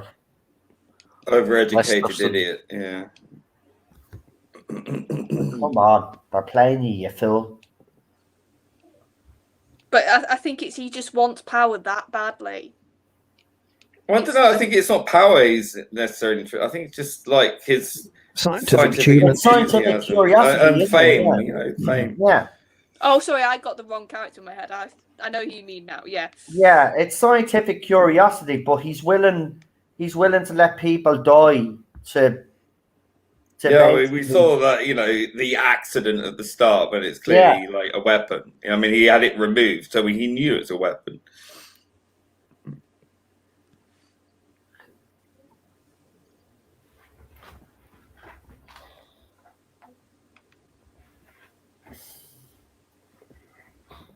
Yeah, she's put it in a bucket of acid, mate. You're grand. I'm only messing. But that's what I do. I mean, if I was in this episode, sorry, I better make that clear for the people out there, Yeah, if I was in this episode, if I was playing a character. You have to explain these things. Headline: Noel says he'd chop up bodies and put them in acid.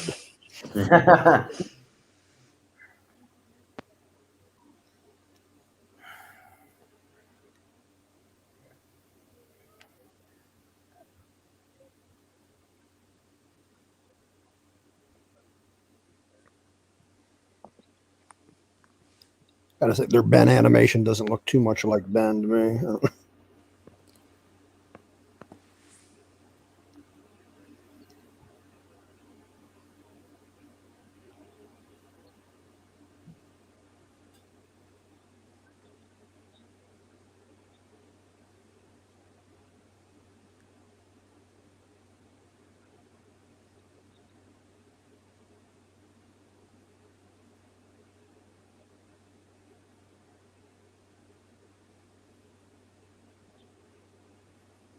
Mm-hmm.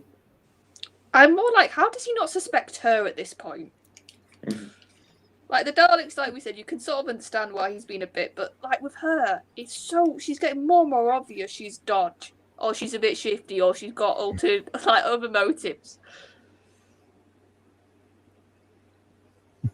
Assuming the Daleks have some sort of mind control over them.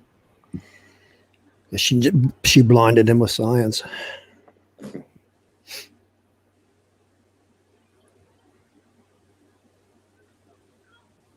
I mean, the Daleks are very big on ambitious people, so Yeah, it's people who they know that they can exploit, isn't it? yeah, that's exactly it.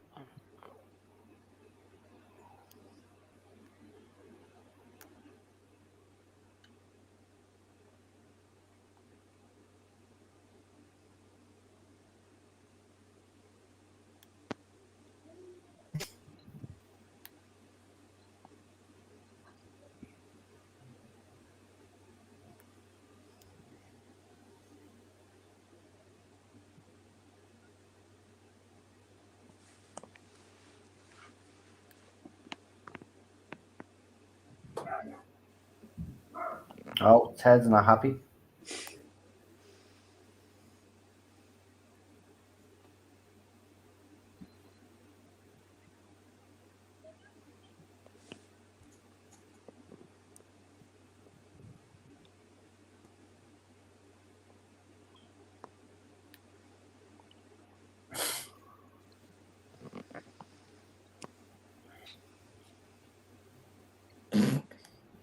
That doesn't sound creepy. No.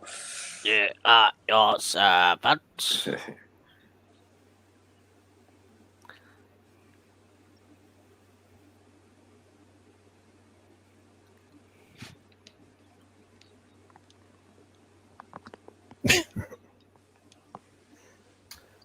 Wow. Did you just see what the Taliban did? No. They mocked American soldiers. You know that famous photograph, the American soldiers putting up the American flag at the war Iwo whatever you call it. Yeah, well, they've decided to do their own version. They robbed American uniforms and they got their own flag and mocked that famous photograph. Marvelous. Oh, burn. Wow, man.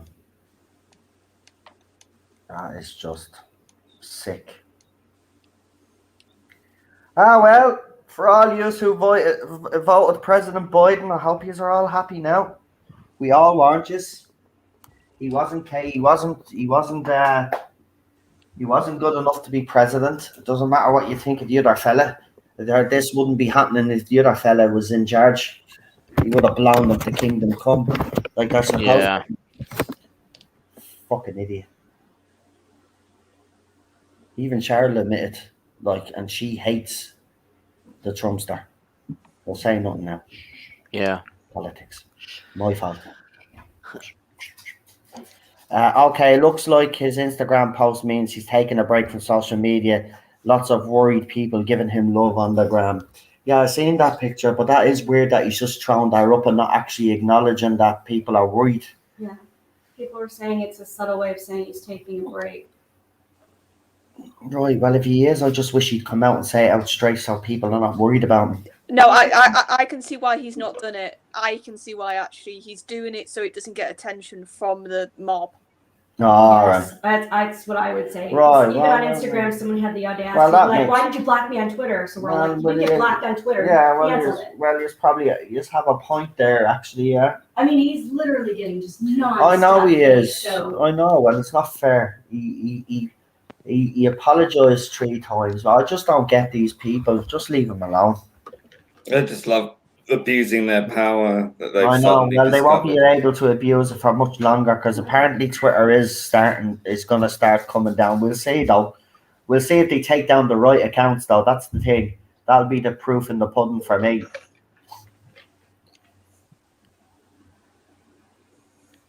But all of this abuse, it doesn't matter who's getting it, right? You've seen the abuse on Twitter over the years from different people, whether it's homophobic abuse or racist or whatever. It's been going on too long on Twitter. It needs to be fucking all stamped out once and for all.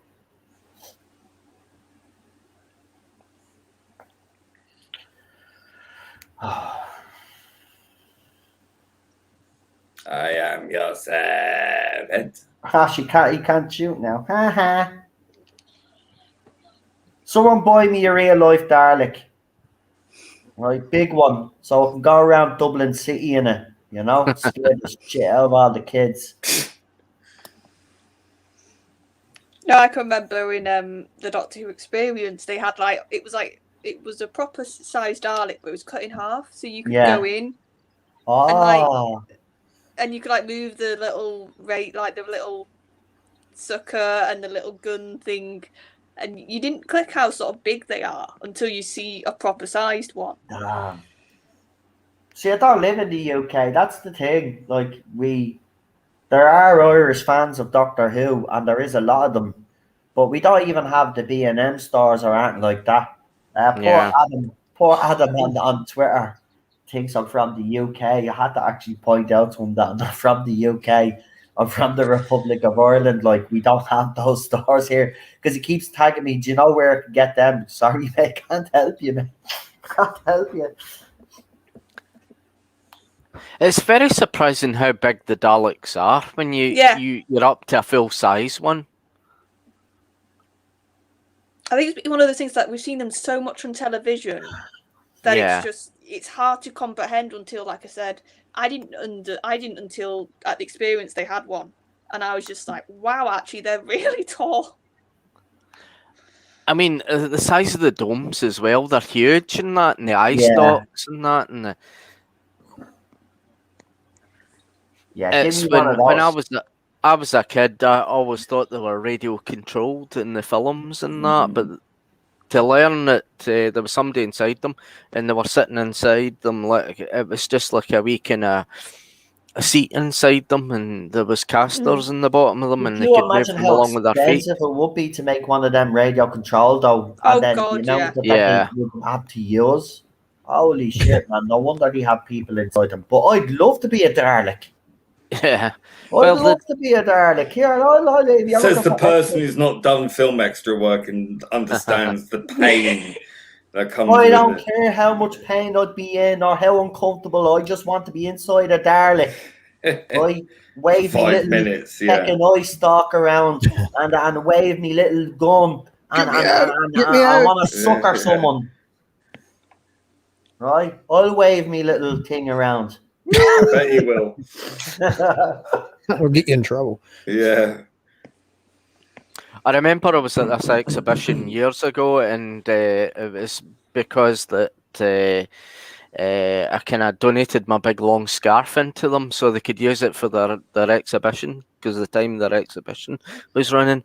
And the guy let me inside one of these Daleks, and it was very claustrophobic inside. And you were sitting down in a wee bench, and your feet were only the power you could actually move it. And actually, there must have been a right skill to actually move these Daleks, because you were bumping into door frames and everything like that. That's what I'm saying. It must be such a high skilled sort of job. It's just because of movement. I think another thing I've always thought must be hard. Just hearing direction, because you're in that casing.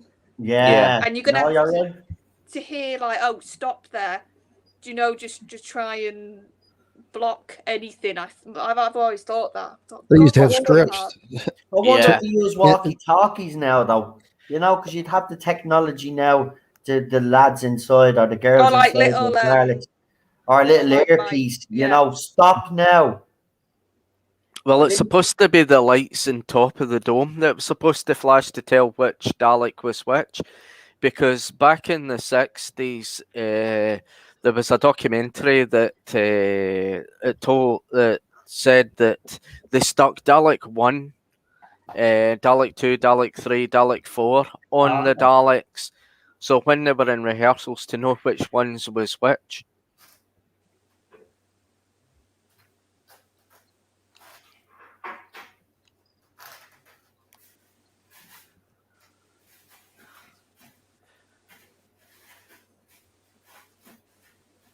I mean, to think about it, I mean, most of the young kids these days would laugh at these things, but I think they're still menacing. Oh, I think they are if they're done right. Yes. Yeah. If they're given the right type of like setting and. Yeah.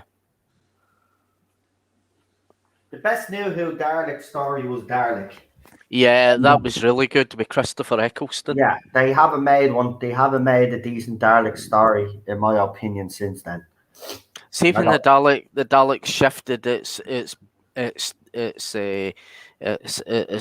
body, you know, when it shifted its middle section, and then could fire at any angle and all that. Yeah, I love that. See, it could electrify water and all that. See, I think the finale is not a bad Dalek story in series 1. Yeah. With the Emperor and the sort of the way that the Emperor challenges the Doctor, and has like I love like that scene. Like, see, I don't, because it was like the Daleks had become a religion. It was like the Emperor of the Daleks had become a god, and even calls himself a god. Yeah, but that's because of human DNA. Of what the Daleks was supposed to be. That wasn't what they were. Yeah. I don't like that episode at all either. I hate them. Yeah, I think at that point that it makes the Daleks finished.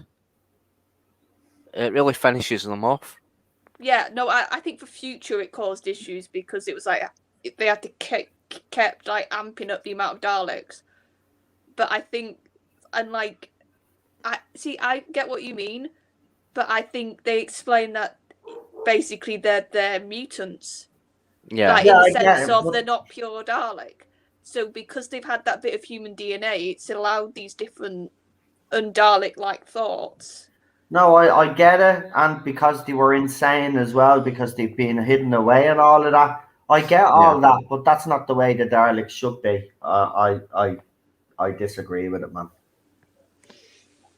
I think maybe the one in season 4, that story with Davros and the Daleks, that was decent.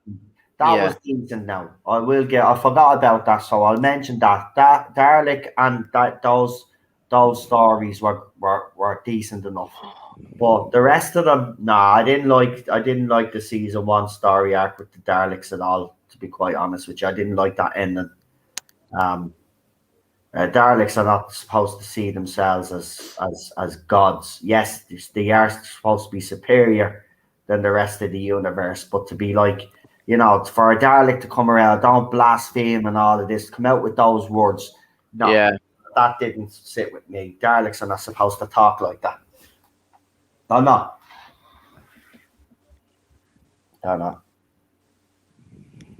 I don't think they've got them quite right. And I'm going to be controversial here, but I think Chris Chibnall has actually come the closest, to be honest. He's actually, I will say one thing. For me, Chris Chibnall has made the Daleks more sinister, actually. I said this during the last festive special. He's put the sinister element back into them. Still hasn't got them right yet, but it's better than what we've gotten, I think, anyway. You watch the 3 Dalek story. Well, there's 2 now, isn't there? 2 at the moment. Yeah. If you watch them together, you can see what he's trying to do with the Daleks. And I actually like, it's the only decent thing that I think he's done. Yeah. Yeah, but they were sort of became a bit stupid again with how they just all flooded into that fake TARDIS. Yeah. It's how they were perceived like that. Yeah, it was. I can kind. Well, the TARDIS was open, and they had an opportunity to go into the TARDIS. So I kind of get that. I kind of get why they all flooded into the TARDIS, because they wanted to kill the Doctor. Yeah. You know, again, sinister. They didn't give a shit. They went in and they tried to kill the Doctor. Obviously, like, she did trick them, and she killed the TARDIS. But the fact that they wanted to go into the TARDIS and actually kill him, kill her, I should say, because it's a woman now. Sorry. That actually, I like that.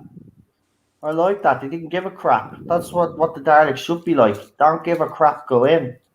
Whatever the consequences. That's the whole point of them.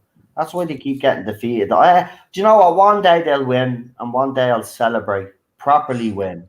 Not like they did in Matt Smith's era where they said, where he says they won because he let them go. No, I want a real proper victory from the Daleks. Well, you never know. That might be why a certain doctor regenerates. You never know. Probably. Hopefully. I just want them to win once. I just want them to win one time. I don't think there's nothing wrong with that.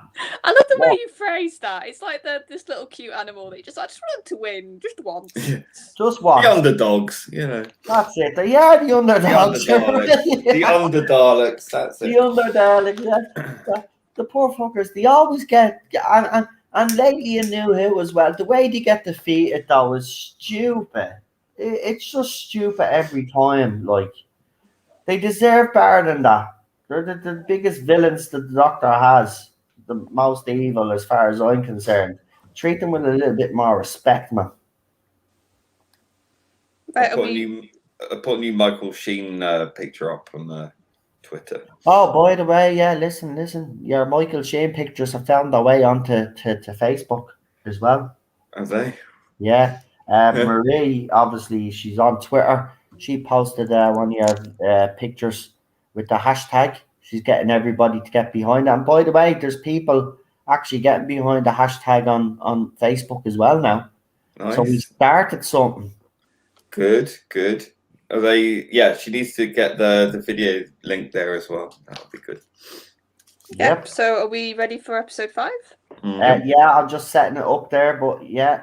Hold on. Yeah, I'm ready. Is there ones in the chat? There's no ones in the ones chat. in the chat. Right, if you don't want to hear me sing, you better press 1 because I'm about please press 1. Press 1, please. Now. Lee will just keep saying that so he can. Now.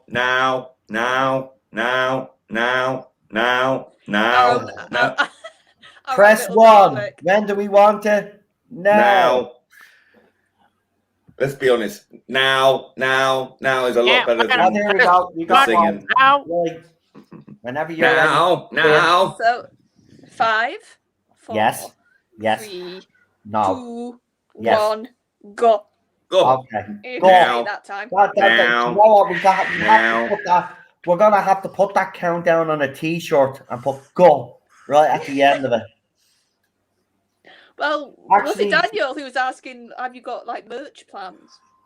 Well, that's the thing. Now I've been seriously considering it because I put a private message in me Twitter to explain a few things to a couple of people. So. I might as well tell everybody live, but I'll tell you after the this is finished because it'd be unfair for me to have a big conversation. But I have to change things up on the channel just briefly. I'll tell you financially, me and Cheryl are in a bit of a pickle right now. She's down to our last couple of grand in our savings, and once that's gone, we're broke. So the apartment right now is at risk and all of that. So I'm seriously thinking about, because it's not the first time it's been brought up. It's been brought up several times this year, people asking for merch. But for me, you know me, I never wanted to go down this route. It's not what I'm about. But I have to think of something seriously because this channel is not doing it for me. YouTube's taken away, as I said. You know, they keep taking me revenue and then they go back up again. Then they're taking the revenue again. It's just. Well, no, here's the thing though. You're doing it as because of needs must. Like you're not doing it out of greed. I know. So don't feel bad about it. Well, yeah, I agree with you. You know, I'm not obviously like other people out there that, you know, to me, it is pure greed. But if the channel was making a lot of money, then I wouldn't even consider it. Yeah, that's what I mean. It's you're doing it because of your situation. If you go through with it, so I do it, obviously, if I do decide to do merchandise, obviously Lee is going to be part of it because it's his logos, it's his artwork. So me and Lee will have to come up with some sort of deal before we do it. Because it's gonna be his logo, like, you know. Obviously it's, you know, he's the one that came up with the logo, so and stuff. And I know people said, can we put Teddy on a t-shirt as well? Maybe. I was thinking maybe cups and t-shirts just to start off. Like keep it simple. Yeah, I would say keep it simple if you're planning. You know, imagine the ClassicWhoZone logo on a white cup, guys. It'd look great, wouldn't it? And t-shirts. And on the t-shirts, and then maybe even a Ted, because some of you love Ted, so maybe I'll do one or two things with Ted. But yeah, that's a discussion I'll have to have with Lee, a serious discussion actually, because as I said, if I'm going to do this, obviously Lee is going to benefit out of this as well, for the simple fact is he's put the work into rebranding the channel, and he's the one that came up with the logo, so it's only fair that he gets roped into this as well. So myself and Cheryl, because Cheryl sent the message there. See, you have me on the brain. I'll check my messenger now. Don't worry. Yeah, me and Lee will sort that out between us and see what we can do. Yeah, no, I would say if you're thinking, I'd go for it. I really would. Yeah. Right, she says, I'm not actually sure what's going on, if he's being hacked or he's just losing it. Oh, for fuck's sake, what now? Right, well, if he's lost us, someone needs to, where's his husband?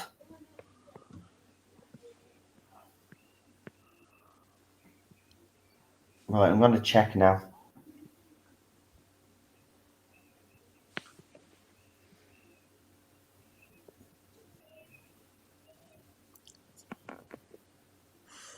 $9.17. Right, oh, here we go.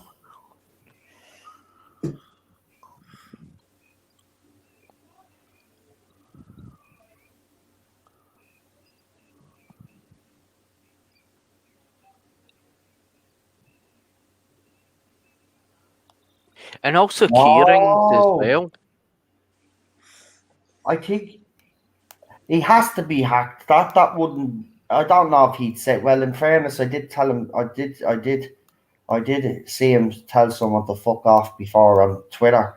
But does anyone remember watching the dot in the middle of the screen after the national anthem had played, and then someone wrote that's the John Barrowman account says, "Fuck off! I don't owe you anything, you miserable fuck."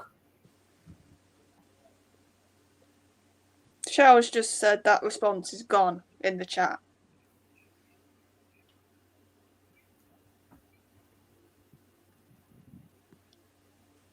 What is going on, John? I really hope it's a hack. It better be, because if he's lost the plot, man, this is not going to be good. This is gonna be a fucking shit show now. He's playing right into their hands.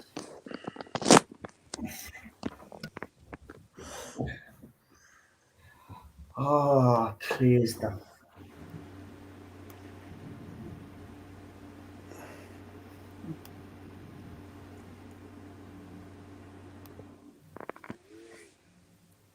I reckon he's hacked. I don't think that's him. I know he did tell someone to F off the last time, but that's because he was being relentlessly trolled and they had said some disgusting things to him.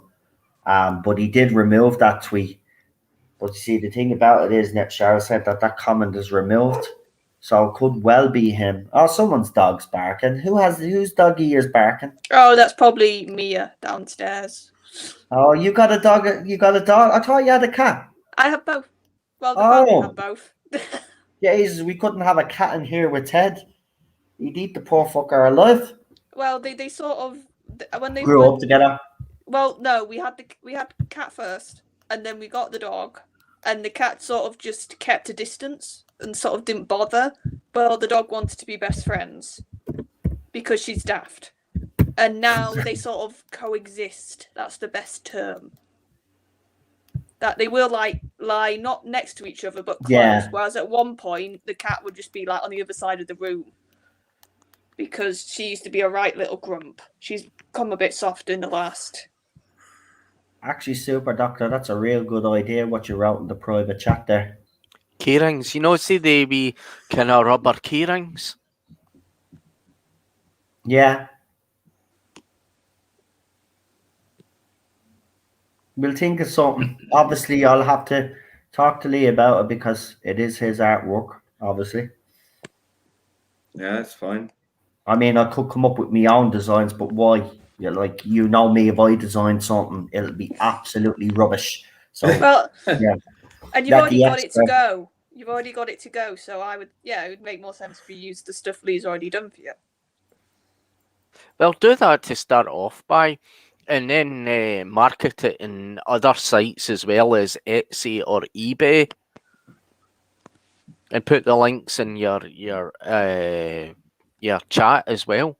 Yeah. For donations or something or set up a GoFundMe account for something like that for streams, live streams.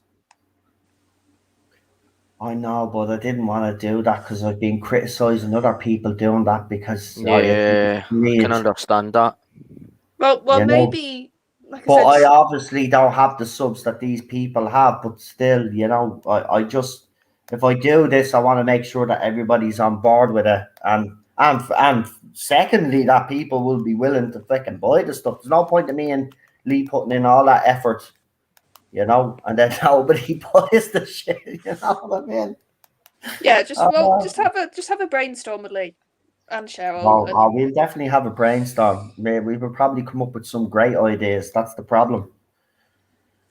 Then we'll lose the run of ourselves.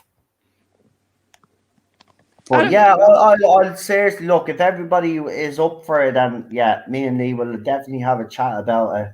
Mm-hmm. He said it's all right, but like we'll figure out some way of doing so that's fair that we both make something. Because as I said, it's Lee's work. I mean, a millionaire could start off by making designer T-shirts. You know that riots going on in Australia. Crikey. What's going? What? Riots in Australia.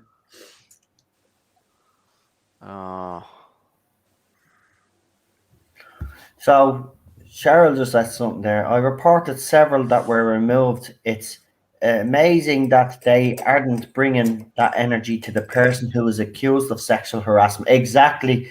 No, Clark. Low-hanging fruit. Low-hanging fruit. But no, Clark seems to is getting away with it, doesn't he? Because they're not harassing him as much as they're going after Barham. And now, fair enough.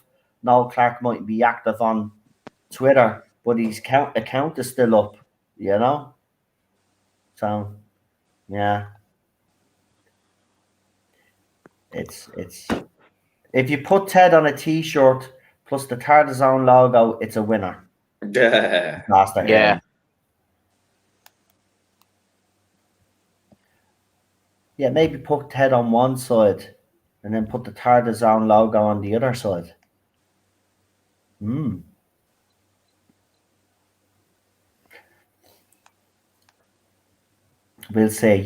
see. But I have to do something. You don't read seriously, man. As I said, for people that follow, we're down €800 a month. So we've lost that money. Yeah, so you need to do some way to get it, or to get another revenue. No, so just have a plan. Just go for it. Honestly. Yeah.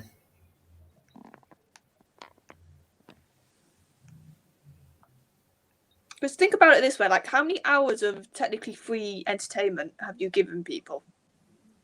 Do you know it's? Yeah. And if you're getting to a point where it's like I sort of need another because YouTube's being stupid and ad revenue issues. I know. I get what you're saying. I do. And when you put it that way, it does make me feel a little bit better. But still, it's not what I was about or never about. I don't mind coming on here and talking to you all and stuff like this. It just has become so bad And I'm being honest, I don't, Cheryl's have to leave in America to come over here, live with me, and I don't want us to lose the roof over our fucking heads. I mean, that's not what she signed up for. And I know she wouldn't leave me or out and she'd stand by me, but I don't want to see us out on the street.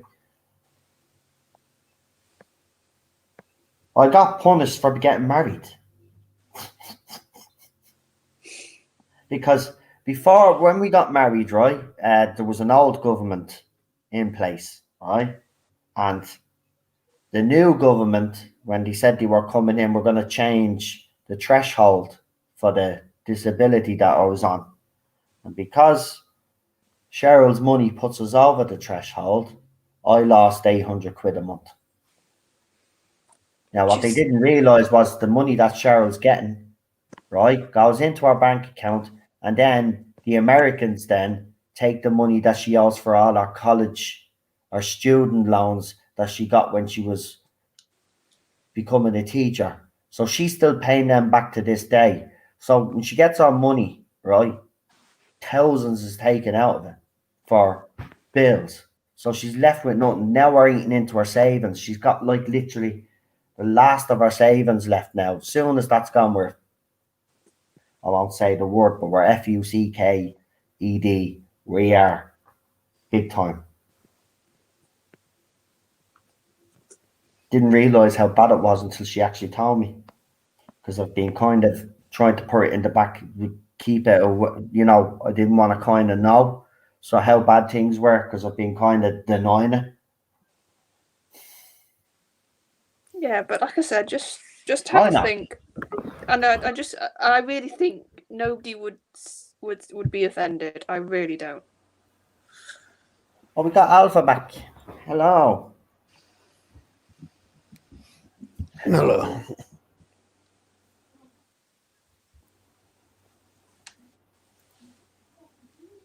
Do you really want to hurt me? Do you really want to make me cry?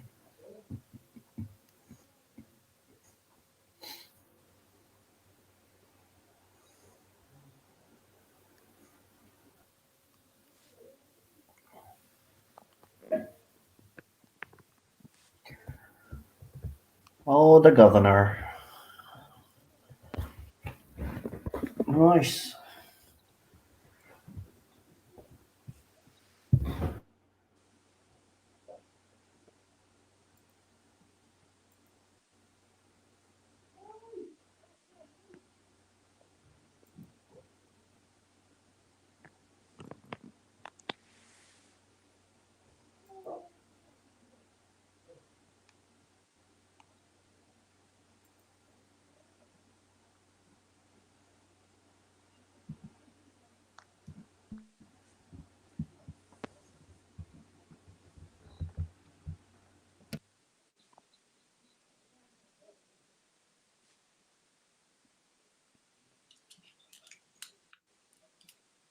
Yeah. I prefer to remain seated. Nope.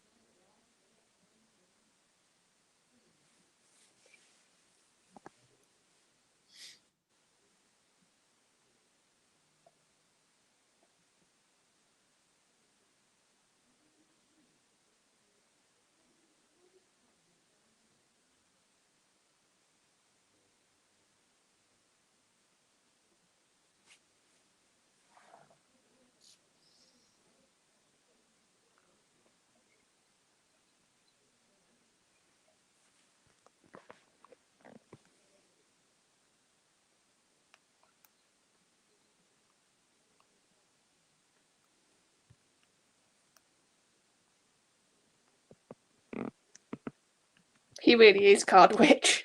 He really just is missing that.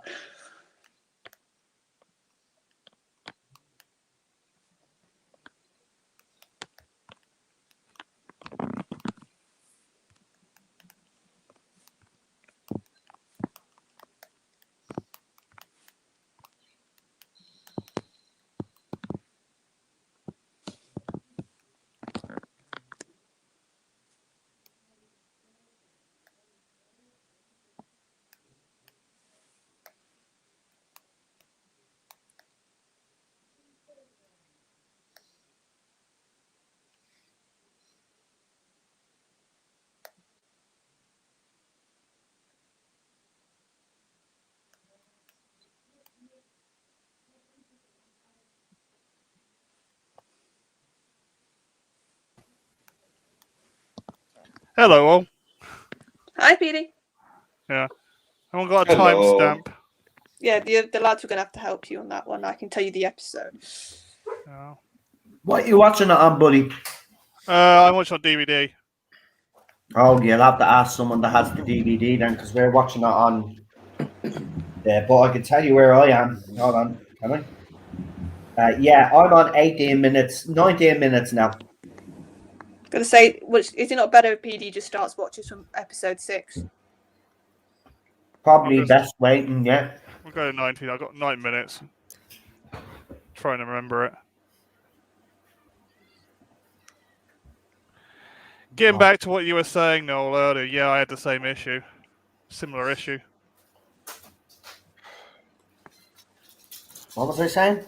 You know about your issues, mate, with the problems. Oh, yeah. I had a similar problem. I just got diagnosed with autism, and then the government changed, and it's like, went from a government like, oh yeah, we'll help you, we'll tell you what to do, to government like, oh, piss off now. You know what I mean? Yeah. We'll give you stuff to help you. We won't actually physically or mentally or psychologically help you.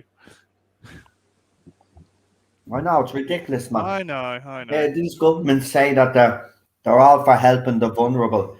Now, look, I wouldn't be in the situation if I wasn't in, if I hadn't walked out in front of a bus in the car and did damage to myself, right?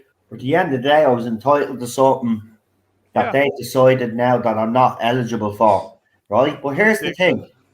I just want to make this clear to people, though. I can't even go out and get a job for 2 reasons, right? Number one, I'm not vaccinated, so they won't give me. I won't get in the job off any employer. I got the same problem with work experience at the moment. And the second issue is because I was originally on disability, I'm not eligible to work. So they've shot me in the foot. Oh. Right? So, either I become a bank robber. That'd be funny. That wouldn't end well anyway. You're like me, no. You keep slipping through the system, if you know what I mean. Yeah. But watch then, the next government will probably make me eligible. I'll get it back again, and then they'll take it away a few years later. I know. It's ridiculous.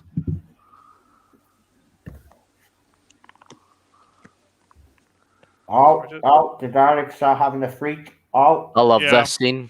Oh. Yeah. It's such a shame they lost this serial. It's such a shame. Yeah. Because this one explains everything. If you actually follow the massive Dalek Mania fan and you follow the Daleks, it's like this explains how they got off of Skaro. It explains how they powered themselves. And like we were saying, it was them doing their first changeover of a Doctor. Yeah. So you see sort of the starts of the things that they then built on later on. Yeah. New Doctor's first episode as well, as you said, Charlotte. It's a complete, complete Greek tragedy this one went missing. Just lucky someone recorded the audio. Was this part of the missing lot that got burnt, got destroyed, or was this wiped. Missing? Yep. Right. So the BBC being idiots.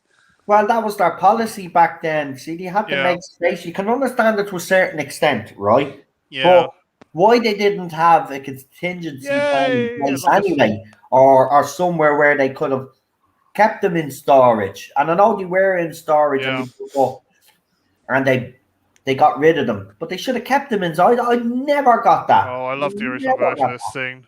She actually sees only 4 Daleks doing circles around the set. Yeah.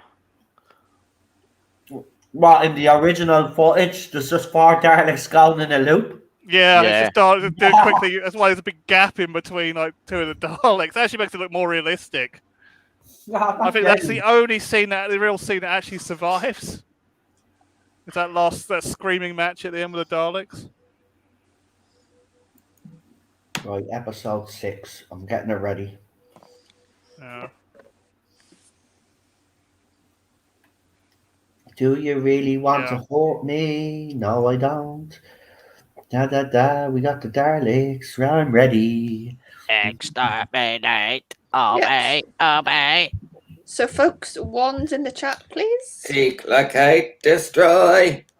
No, John's better. Be quiet. Yeah. Well, duh. Exterminate. Just I try thought to you do did a impressions Nicholas of the Briggs. Doctor, Lee. Hmm? Did you not do some impressions of a doctor before? If I remember. Did you not do an Me, impression? no. Wasn't you? All right. Daleks, don't talk to me about Daleks. Brain the size Yeah, of don't planet talk Earth to me about Daleks. Where's Jack when you need him to do the Chris Chibnall line? Yeah. Could have been better Oh, yeah. written. That's never going to leave him now. That's what I love. I know. Yeah. Well, he deserves it. Oh, he deserves does. it. He really does.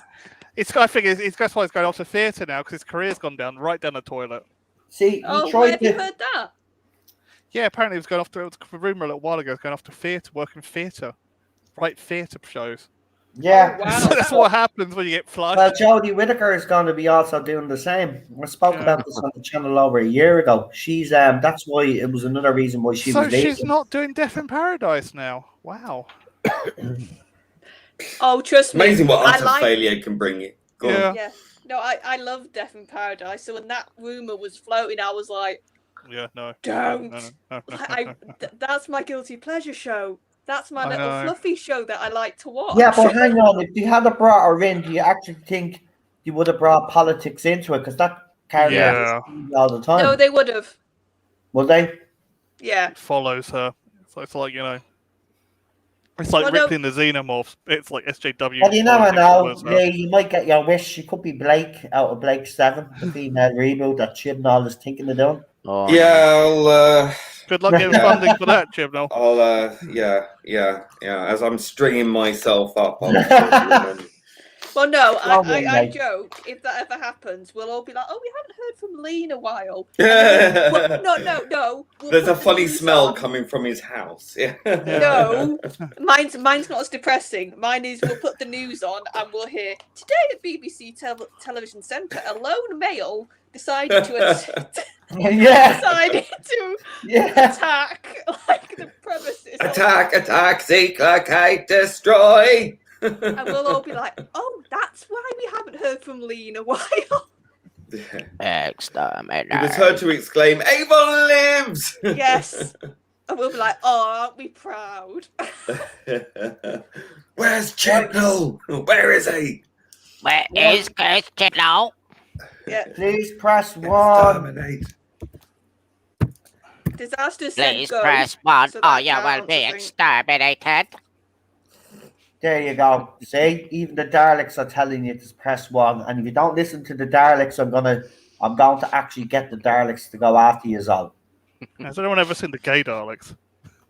Yes. TV yes, awful. TV yes. awful, I used to my love watching God. TV. Okay, I'm not even going to look that up. It sounds. No, That's hilarious. Back when Channel 4 used to be White Channel 4. wee, white Ever wee since- wee. And Oh, they were have to watch taking the Daleks. It's in my eye, Oh, okay. ooh, you They were, bitch. they were I taking should the never have dated a black. No, No, seriously, no, you have to watch it. It's so funny. Okay, I know I'll what watch you're talking If about it's and all. not Yeah. cringe. it's the taking the piss out of Resurrection of the Daleks, that scene at the end. Yeah, Right. it is. And it's Right. a time also where, British comedy, it wasn't It's afraid to, experimental, Oh, it was really edgy. yeah, it wasn't afraid to be edgy. It's like they did Yeah. a whole bunch of what do you call it? obituaries, people who are still alive. Yeah. You know, like It's nice being Richard Branson, but we have to stop because he will sue. You should take the piss out of celebrities. You know what? I'm just seeing a comment here. Poor J-Bots actually think that the next Doctor is going to be a woman. He's going to be very disappointed when he's find out it's not. They're going to go crazy when they find it's not. It is. Because I don't think it's not now. If that David Tennant legacy movie is anything to go by, I could tell you now, as Charlotte made a great point, that'd be a way of them testing the water and waiting you see the amount of us that are going to watch that. Even if people haven't watched Doctor Who in years, they'll just come back out of spite to make sure that episode, that story gets the rating. So bye. I'll leave now, and you can go crying into your bowls of cornflakes because nobody gives a crap about you anymore. Bye. Yes, right. Are we ready? Because I've seen quite a few. Oh yeah, I'm ready. So go ahead. 5, 4, 3, 2, 1, go. Go. Go. She said go. She said go. Go. Last episode.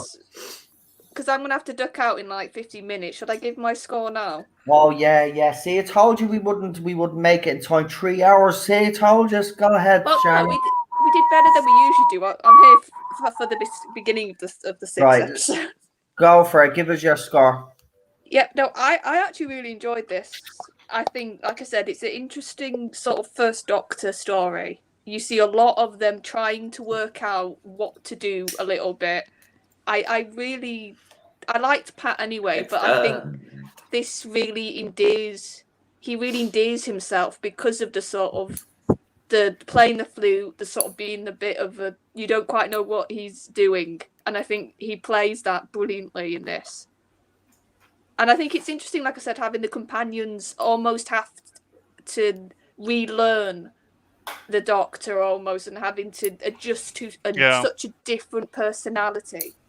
And you're sort of seeing them, and it's sort of like a nice reflection of the audience. They're sort of like the surrogate, aren't they? For probably what a lot of the audience at the time were going through, because this was the first change. Like I said, I like the Daleks when they're sneaky. I like the Daleks when they're manipulative and they're sort of hiding in the shadows a bit.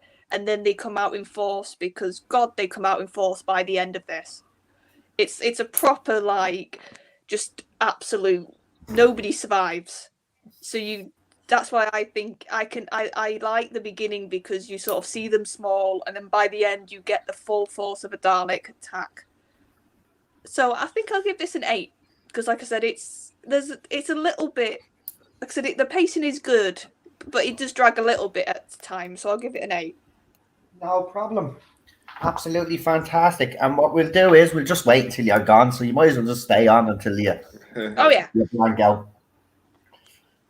So I thought I might as well do it now, so then it's not like last 5 minutes.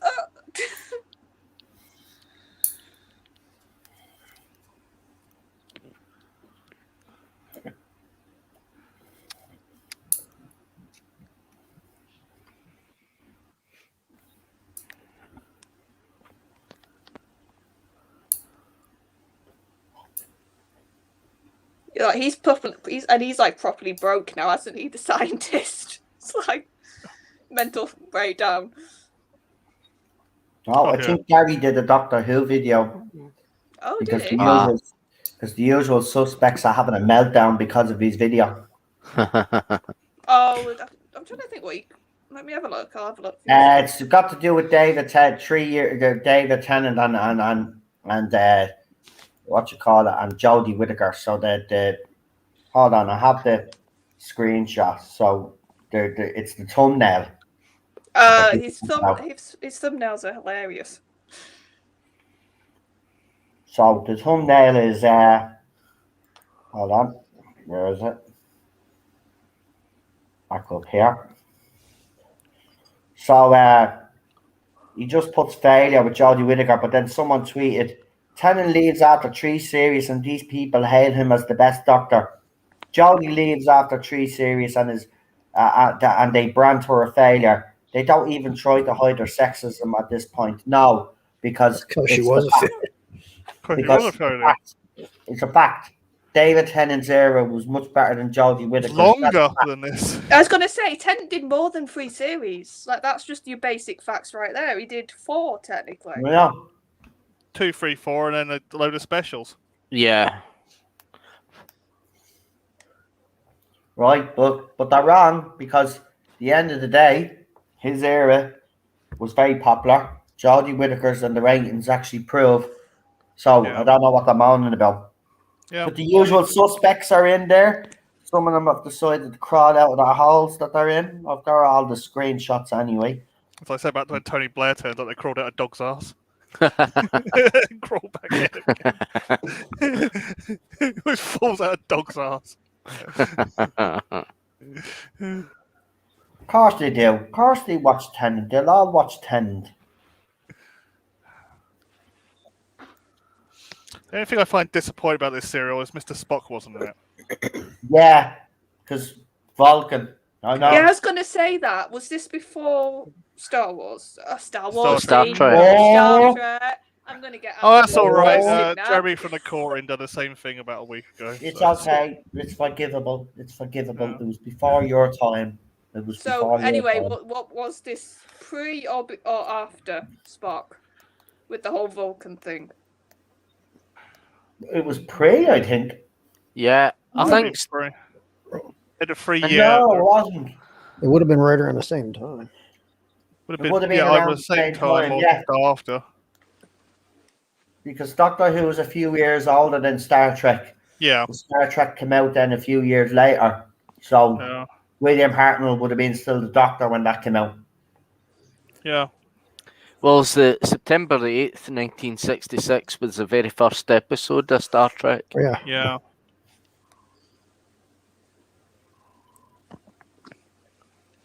I was going to say, I've just looked on Gary's YouTube. I don't see a new video. Are they just getting like annoyed at an old video? Oh, do you know what they're doing then? That's what they're doing. They're going back to take a screenshot because they're still throwing their toys out of the pram. Their precious little female doctors.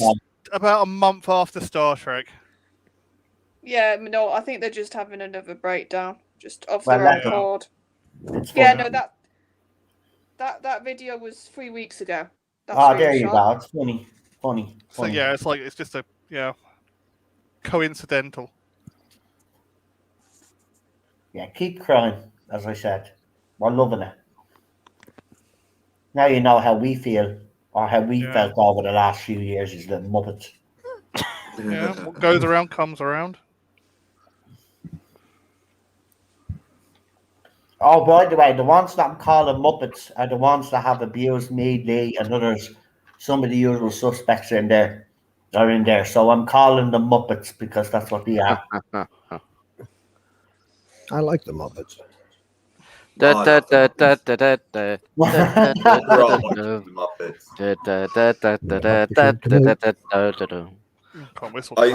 like the Muppets. I hated the Muppets and I hated Miss Piggy.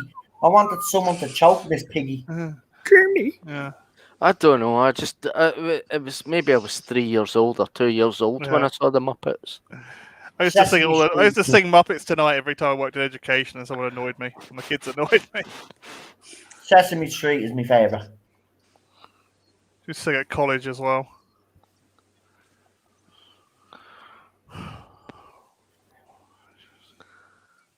Sesame Street was a bit controversial for its time. It was. Was it Bert and Ernie? Oh yes. If you want to go look up a funny website, go look up Bert is Evil. That is funny. It's stitches for hours. BertIsEvil.com. I liked Oscar. Was it Oscar? Yeah. Yeah, I liked Oscar and I liked the Cookie Monster. Actually, my favourite was Elmo. Smack me up, Elmo. And then Count. I remember Count was on, and there was the thunder and lightning and that laugh, and I was absolutely scared. I said, "Oh no, it's the Count again." I love the Family Guy bit with Count. One nipple. Two nipple. Oh no, I'm gone. Bye. I'm out of here.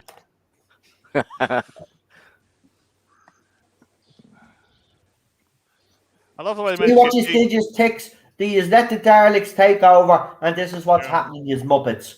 Right? You deserve it. Hope you's all done. Well, they do get. That's what happens. Yeah. I do love the way they got G36s in the future, about 40 years after they're made. What are you putting your hands up for? That's not going to save you. You little Muppet. Run! It's like, I love it. They criticise us, but they haven't learned from Doctor Who. They haven't not watched classic Doctor Who to learn from their mistakes. Stop. They've only watched Jodie Whittaker and maybe a bit of Capaldi. That's it.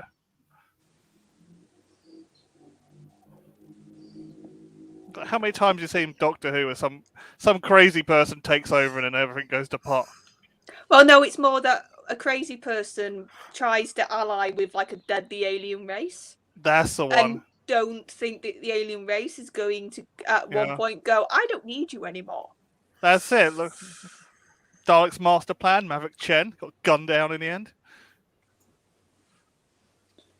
It's always the human, isn't it? It's always like either the head of the base or like somebody who's schemed himself higher up. He's like, yeah, I can parlay with these guys, and it's like, no, no, you really can't.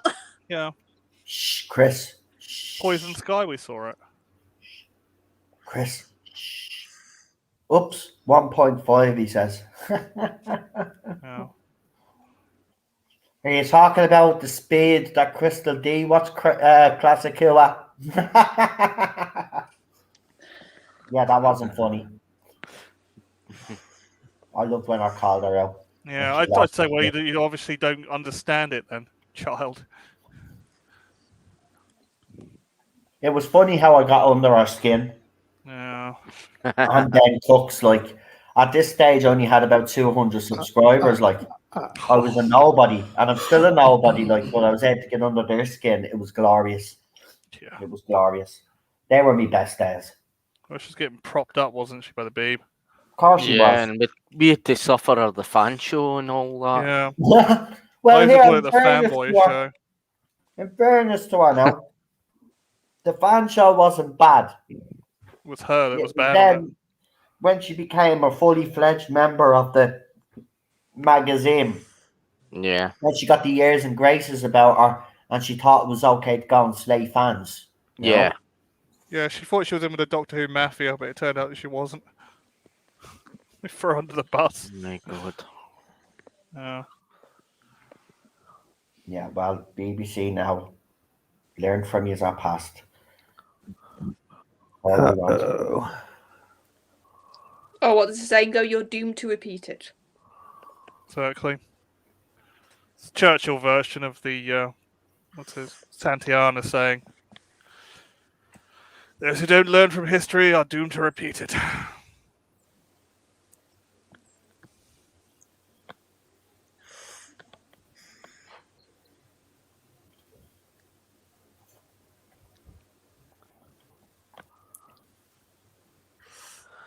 I mean, Lesterson is completely deranged at this point. Yeah. Oh, yeah. Really, he's really lost it. I mean, the Doctor knows it, and the Daleks are winning at this point. You know, they're taking over, and there's no bargaining with them. No. Yes, and I think the Doctor's sort of like trying to say, like, is it worth this position when you're basically in charge of nothing? It's that sort of idea, isn't it? That you've schemed and you've done so much to get into this position, but by your own actions, you've made it worthless because everybody's just going to die. Yeah. Because everybody's going to die, and so is the Daleks going to die, and what's the point? Yeah, it's that sort of like meaningless violence, isn't it? The thing that the Doctor hates. Just my luck, though. I arrived for the bloodbath. My timing. There's only one Doctor. I mean, towards the end, it's pretty grim. Power of I was the thinking Daleks. that. I was like, bloodbath. You hear about? I always get these. What's the Peter Davidson one with the record amount of deaths in it? The Silurians, Doctor, the Warriors of the Deep. No, the Dalek episode, famously Resurrection of the Daleks. Yeah, like you hear about that constantly, but I was watching this and I was like, this is like same almost level. Yeah, just proper Dalek slaughter. episode. I mean, you even get the shot of the bodies of like the woman, don't you? Like they don't hide away from that. And obviously with animation you can sort of disconnect yourself a bit, but think of that as an actual shot. Like that's pretty grim to basically have a body pile. Yeah. So that's what the Daleks were though. They were technically Nazis and they always had body piles. Mm. Yeah, they never do that in New Who. Yeah, like, definitely the Daleks, they would just shoot people willy-nilly. Yeah, you just see obviously the shot of the person as a skeleton and then that's it. Yeah, I think that's. I know it's a family show, but I wish they'd show a little bit of blood. Yeah. Oh, they wouldn't get away with it. They wouldn't get away with it, of course, because it's a family show. But that's why I like Torchwood. At least we got to see a bit of blood. It was more edgy, yeah. See, Torchwood was good when it wasn't like so pleased with itself that it was like 9 o'clock, like the adult Doctor Who. When it got too much like pleased with itself about that, it was terrible. But when it just just like it knew it had the lighter slot, so it just went a bit more adult with the stories. Yeah. In like, I think Class had the same problem. It thought it was being too teenager and a bit more edgy as well, and it just lost it.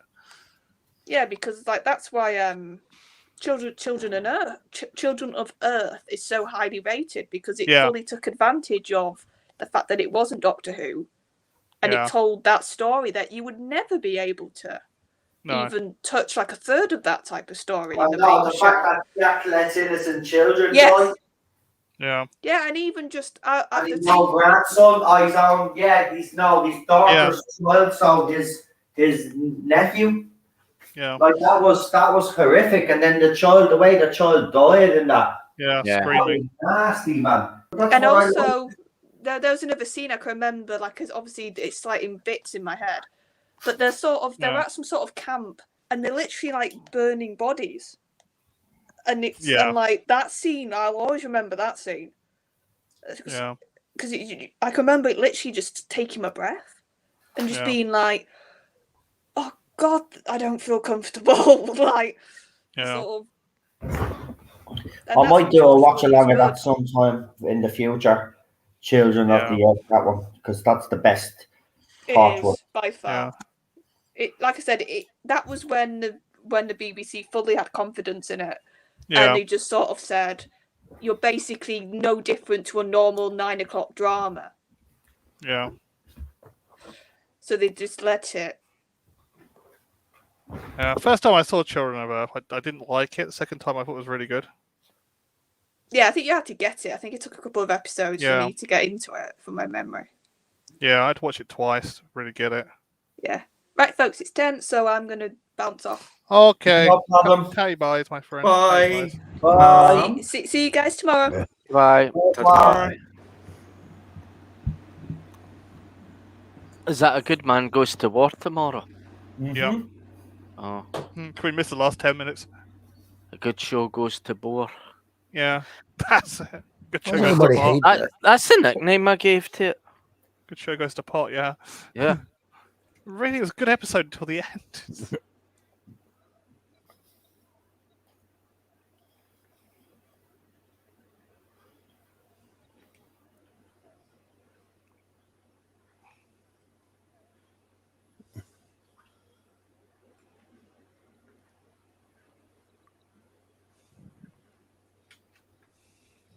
I like River Song, but it's just Stephen Moffat overuses her and all that, and right through to the Peter Capaldi Christmas special. Always lost the I plot. watched The Husbands of River Song again because, as you know, I fucking hate that episode.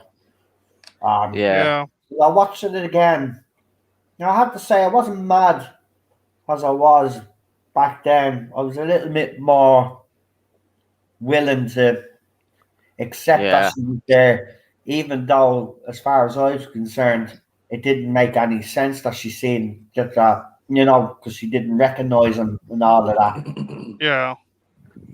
it just didn't make sense. But you know, I was just glad that our story was finally over. Yeah. It's funny those ways she disappeared for 2 seasons until that. Yeah, I know. That's special. It's completely disappeared and she came back for.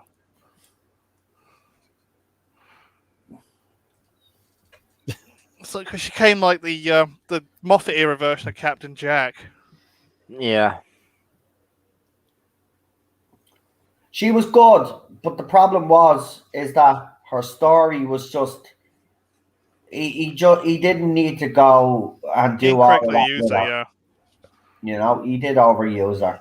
And I hate this when they do have polls with Captain Yeah. Jack and River, Yeah. who just like to see back River always wins. Yeah. But the story is done, you morons. Yeah. I wouldn't say he overused her. He used her incorrectly. Well, he did. Yeah. Like he overused, he misused Clara. We should have got. Oh, he completely We ruined should have Clara. got the Victorian Clara. That's who we Yeah. should have got. We shouldn't have Season got the 8 modern Clara. ruined Clara in season 8. Made her tried to turn into Rose Tyler, just ruined her. See, when I saw the snowman, I thought that was going to be Clara. I mean, Yeah. it would have made more sense, but Yeah. I think he wanted a kind of modern day Clara anyway. Yeah. Modern day Clara was all right until Matt Smith left. He wanted his own kind of version of Susan. Yeah. That's what I think Stephen Moffat was trying to do with her. It's like turning Clara into Romana, and it didn't work. Yeah. I think Peter Capaldi wanted Susan back because, you know, with the Mondasian Cybermen and that, and Peter getting his wishes because to have them back in the show. I think he wanted Susan Foreman back. Yeah. You know, to get the Doctor and his granddaughter. So if you look at season 10, he has a picture of Susan and River on his desk. Yeah. Yeah. Oh. And he was a fan, so he did ask for Susan to be brought back. I think we could have done as a showrunner. But the problem is Carol Ann Ford is such a horrible actress that if you brought her back, sure, she's not good. I'm sorry. She might have looked back then, but she's a crap actress. It's not that I just don't know. It's just that for nostalgic reasons and because she's attached to the first episode of the show that she's the Doctor's granddaughter. They could have her back for a regeneration. Yeah. Well, you never know. Wink, wink. Yeah. Bring her back for Jodie's one, right? And it's literally Susan kicking her. No, it's literally Susan kicking Jodie out of the TARDIS while they're mid-flight. Or that Susan's actually the timeless child. No, I don't want that. And he's hiding her. I don't want that either. No. Well, Eddie Oscaro reckons that Chibnall's been told to retcon this timeless child thing. Oh, God, I hope so. It's a mess. I told you she was told to fix it up. Yeah. Eddie now is backing it up. That's brilliant. You said they were never going to retcon it. No. I personally said they never retcon it.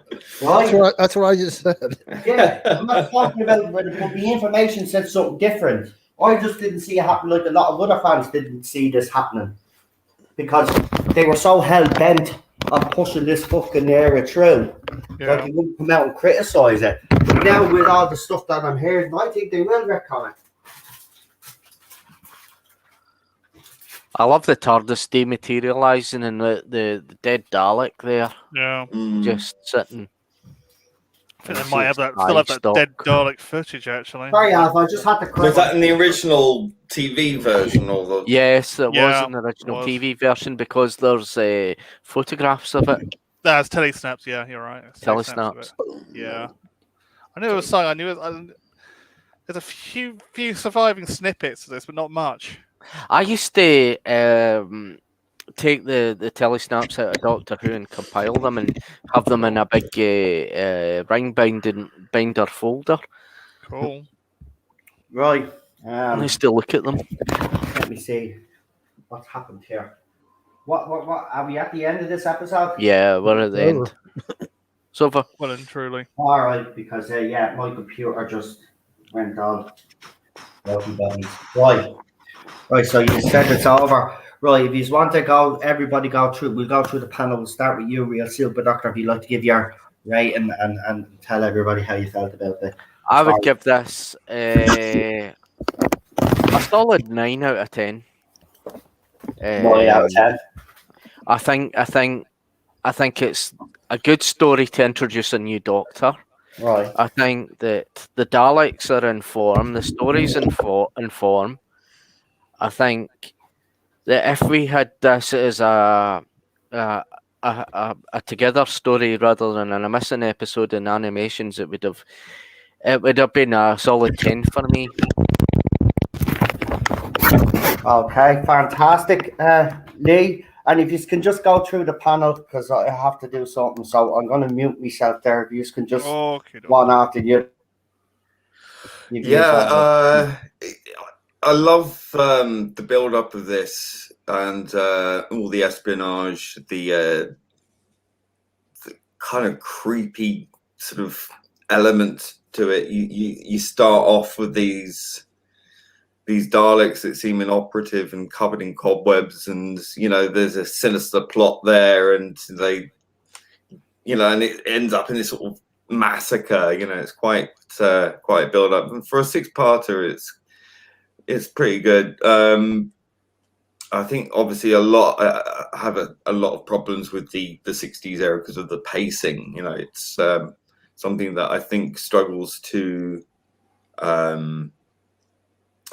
in the modern era, and that's kind of hard to get through, especially with the animation. It's the animation seems to want to move faster than it can because of the actual audio from the original TV show, and obviously it lacks that magic from being able to watch all those nuanced performances in the facial expressions and things, not in the Daleks, obviously. The Daleks look fabulous, though. So it's a shame that this very first Troughton story is missing, and I really do hope that it will be recovered at some point. But as every year goes by, we know that every year that goes by, even if it does exist out there and it's on film, it's going to be perhaps disintegrating as we speak, and it's heartbreaking really to think about it. But yeah, it's a great story. It's really good introduction to the second Doctor, and it you can see he's actually sort of building into the role as it goes along, and by the end of it, he's quite clearly the Doctor, and it's the start of his wonderful run. So I'm going to have to give it a 8 out of 10. I think. Next toll. Okie dokie. I give it a 9 out of 10. I think I've only got a couple of little kind of nitpicks about the animation. One, you see G36 machine guns being waved around. It's like they weren't even invented in the 60s. They weren't really released until the 1990s. And you still the Daleks all got the radiators on it. I can understand them keeping the radiators, but I thought they'd get rid of them and make them look more like the original Skaro Daleks. But I love this episode generally because this is the missing link of what happened to the Daleks, how they got off Skaro. They're shooting them out in capsules from Skaro and how they survived. And it also explains how they got power in the Daleks' invasion of Earth. So it's really a missing link episode for the Daleks. And it's also, as I said, Patrick Troughton's first episode. First full serial. And first episode. And it's like, how on earth can the BBC lose it? Such an important, pivotal part of the show. And how could they lose the last episode of the last serial as well? But yeah, as I said, it's a good solid serial, and I give it a 9. Bit slow pacing, as Lee said, though. But that's about it. Yeah, I think that's a lot with not just this story, but with a lot of 6-parters and I think that's the biggest problem with like classic Doctor Who. But that's the problem when you're watching it back to back. It's not really meant to be for that purpose. It's meant to be the weekly, Good point. Yes, because we all tend to binge watch it now. We just exactly. We're spoiled. Yeah, I was watching Harrow Fang Rock, and I found the same thing last night. It's a lot better, but it's a bit slow. Wow. I'm older, so I have a little more patience for these things. Perhaps I'm waiting for the part of my brain to calcify, and then it'll make sense. But I think it's it depends really on the story, and for me, it's the animation that it doesn't kind of help. It kind of does in a way, and it doesn't in another way. But with generally the sort of Pertwee Baker stories, because those are my doctors really that I'm more engaged, I think, and because Troughton there's so few Troughton stories complete. It's hard to kind of, for me, to connect as much with that persona of the Doctor, and that doesn't mean to say I don't love Troughton's Doctor. It's just that for me for me, Classic Who really is those two, Pertwee and Baker, and to some degree Peter Davison, because that's one I sort of grew up with most, I think. Yeah. So sorry, we see it like we got classical Who, and then we got neoclassical Who after Davidson's era. We got that kind of 80s period. We always see the 80s period as something different. Yeah. Anyway, on to Alpha, I think. Well, I can sit down and watch the War Games in one sitting. Wow. Okay. I can't. I can't. I tried. As far as the animation in this, it's so-so. It's kind of spotty. Like I said, Ben doesn't really look like Ben to me, and Doctor's got the raccoon thing going around his eyes for the way they have him rendered. Yeah. But the story's good itself, and Patrick Troughton, for a first Doctor story, I think he did a really good job with it. Yeah. For his performance in it, and Daleks were good. I like the sinister, the underhanded, sneaky type Daleks. Like Noel doesn't like, but I liked it. I like that aspect of them, not all the time, but as an occasional thing. So I give this one. Also, I give this an 8 out of 10 for me. Okay. I enjoyed watching it again. Okay, dokie. I think we've got to do channel plugs now, don't we? Yeah, go ahead. Okay, Super Doc, do you want to start off? And I've got a Twitter account under Real Super Doctor, and I've got a YouTube account under Real Super Doctor. Hey, Lee, you want to go? Yep, you can find my channel Aldred Audiovisual, AUDRED. Please do go on there, subscribe, like, and share the Michael Sheen title sequence that I made. Get it out there. Keep reposting it with the hashtag Sheen14. That would be great. And you can find me on Twitch at Being Problem. Okay, Alfie, you want to go? Yeah, I have a channel where I put stuff up. Check it out. Cool. Concise. Alpha Omega channel. Yeah. Lately, the last couple ones I put up were just like top 5 best and worst of Tom Baker type stuff. Cool. That's everything's in chat, and as everybody knows, I'm not just Noel's Wrench. I'm also Rabbi from Another Planet's Wrench. We just had Pete Gilmore on today. The answer to our big question from yesterday was quite simple. He just can't stand any of this woke stuff. That's why he said what he did on Twitter and has his video. That's the answer to the question. But anyway, if you could follow Rabbi, that'd be great. And his Indiegogo will end on Tuesday, apparently. Hey. Been with it since March. Yeah, that means I've really got to get my act together to finish off his video. I don't think I launched one for a month, mate. So it's fine. No, but I need to ramp it up, get it done. Know. So I can focus on other things, Alpha? I thought you were done with it. No.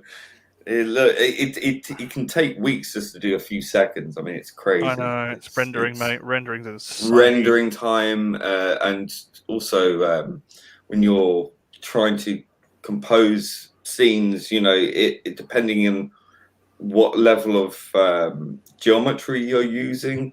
Yeah.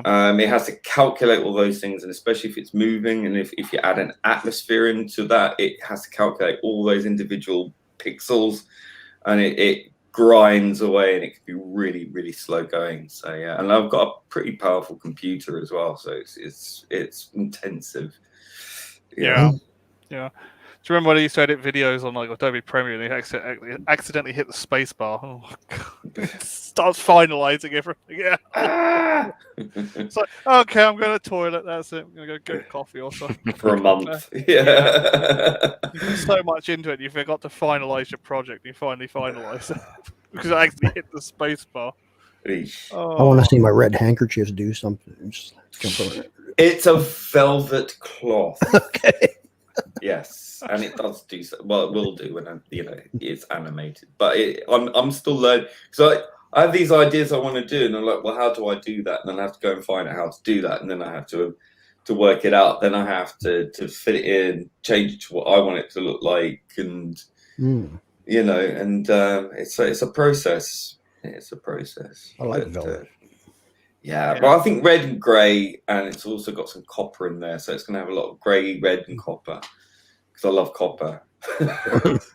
Iron Man. You will too. It's Gallifreyan colours, I suppose. Yeah. It's going to have a little bit of a nod to Time Lord stuff in there as well. So I'm just going to see how it transpires. I'm just trying to work out scene composition and what I want to do, and obviously camera angles and the technical stuff, because I want to sort of have this face and then project the face. Don't tell it all. Don't tell it all. Yeah. Okay. Well, I mean, I'm just trying to waffle on until Noel comes back and rescues us. He said to say night. He's going to do this automatic remotely.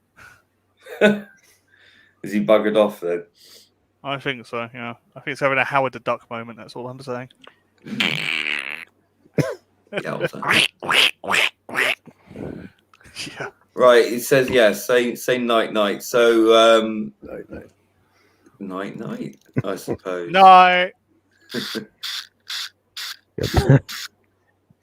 We're on the time.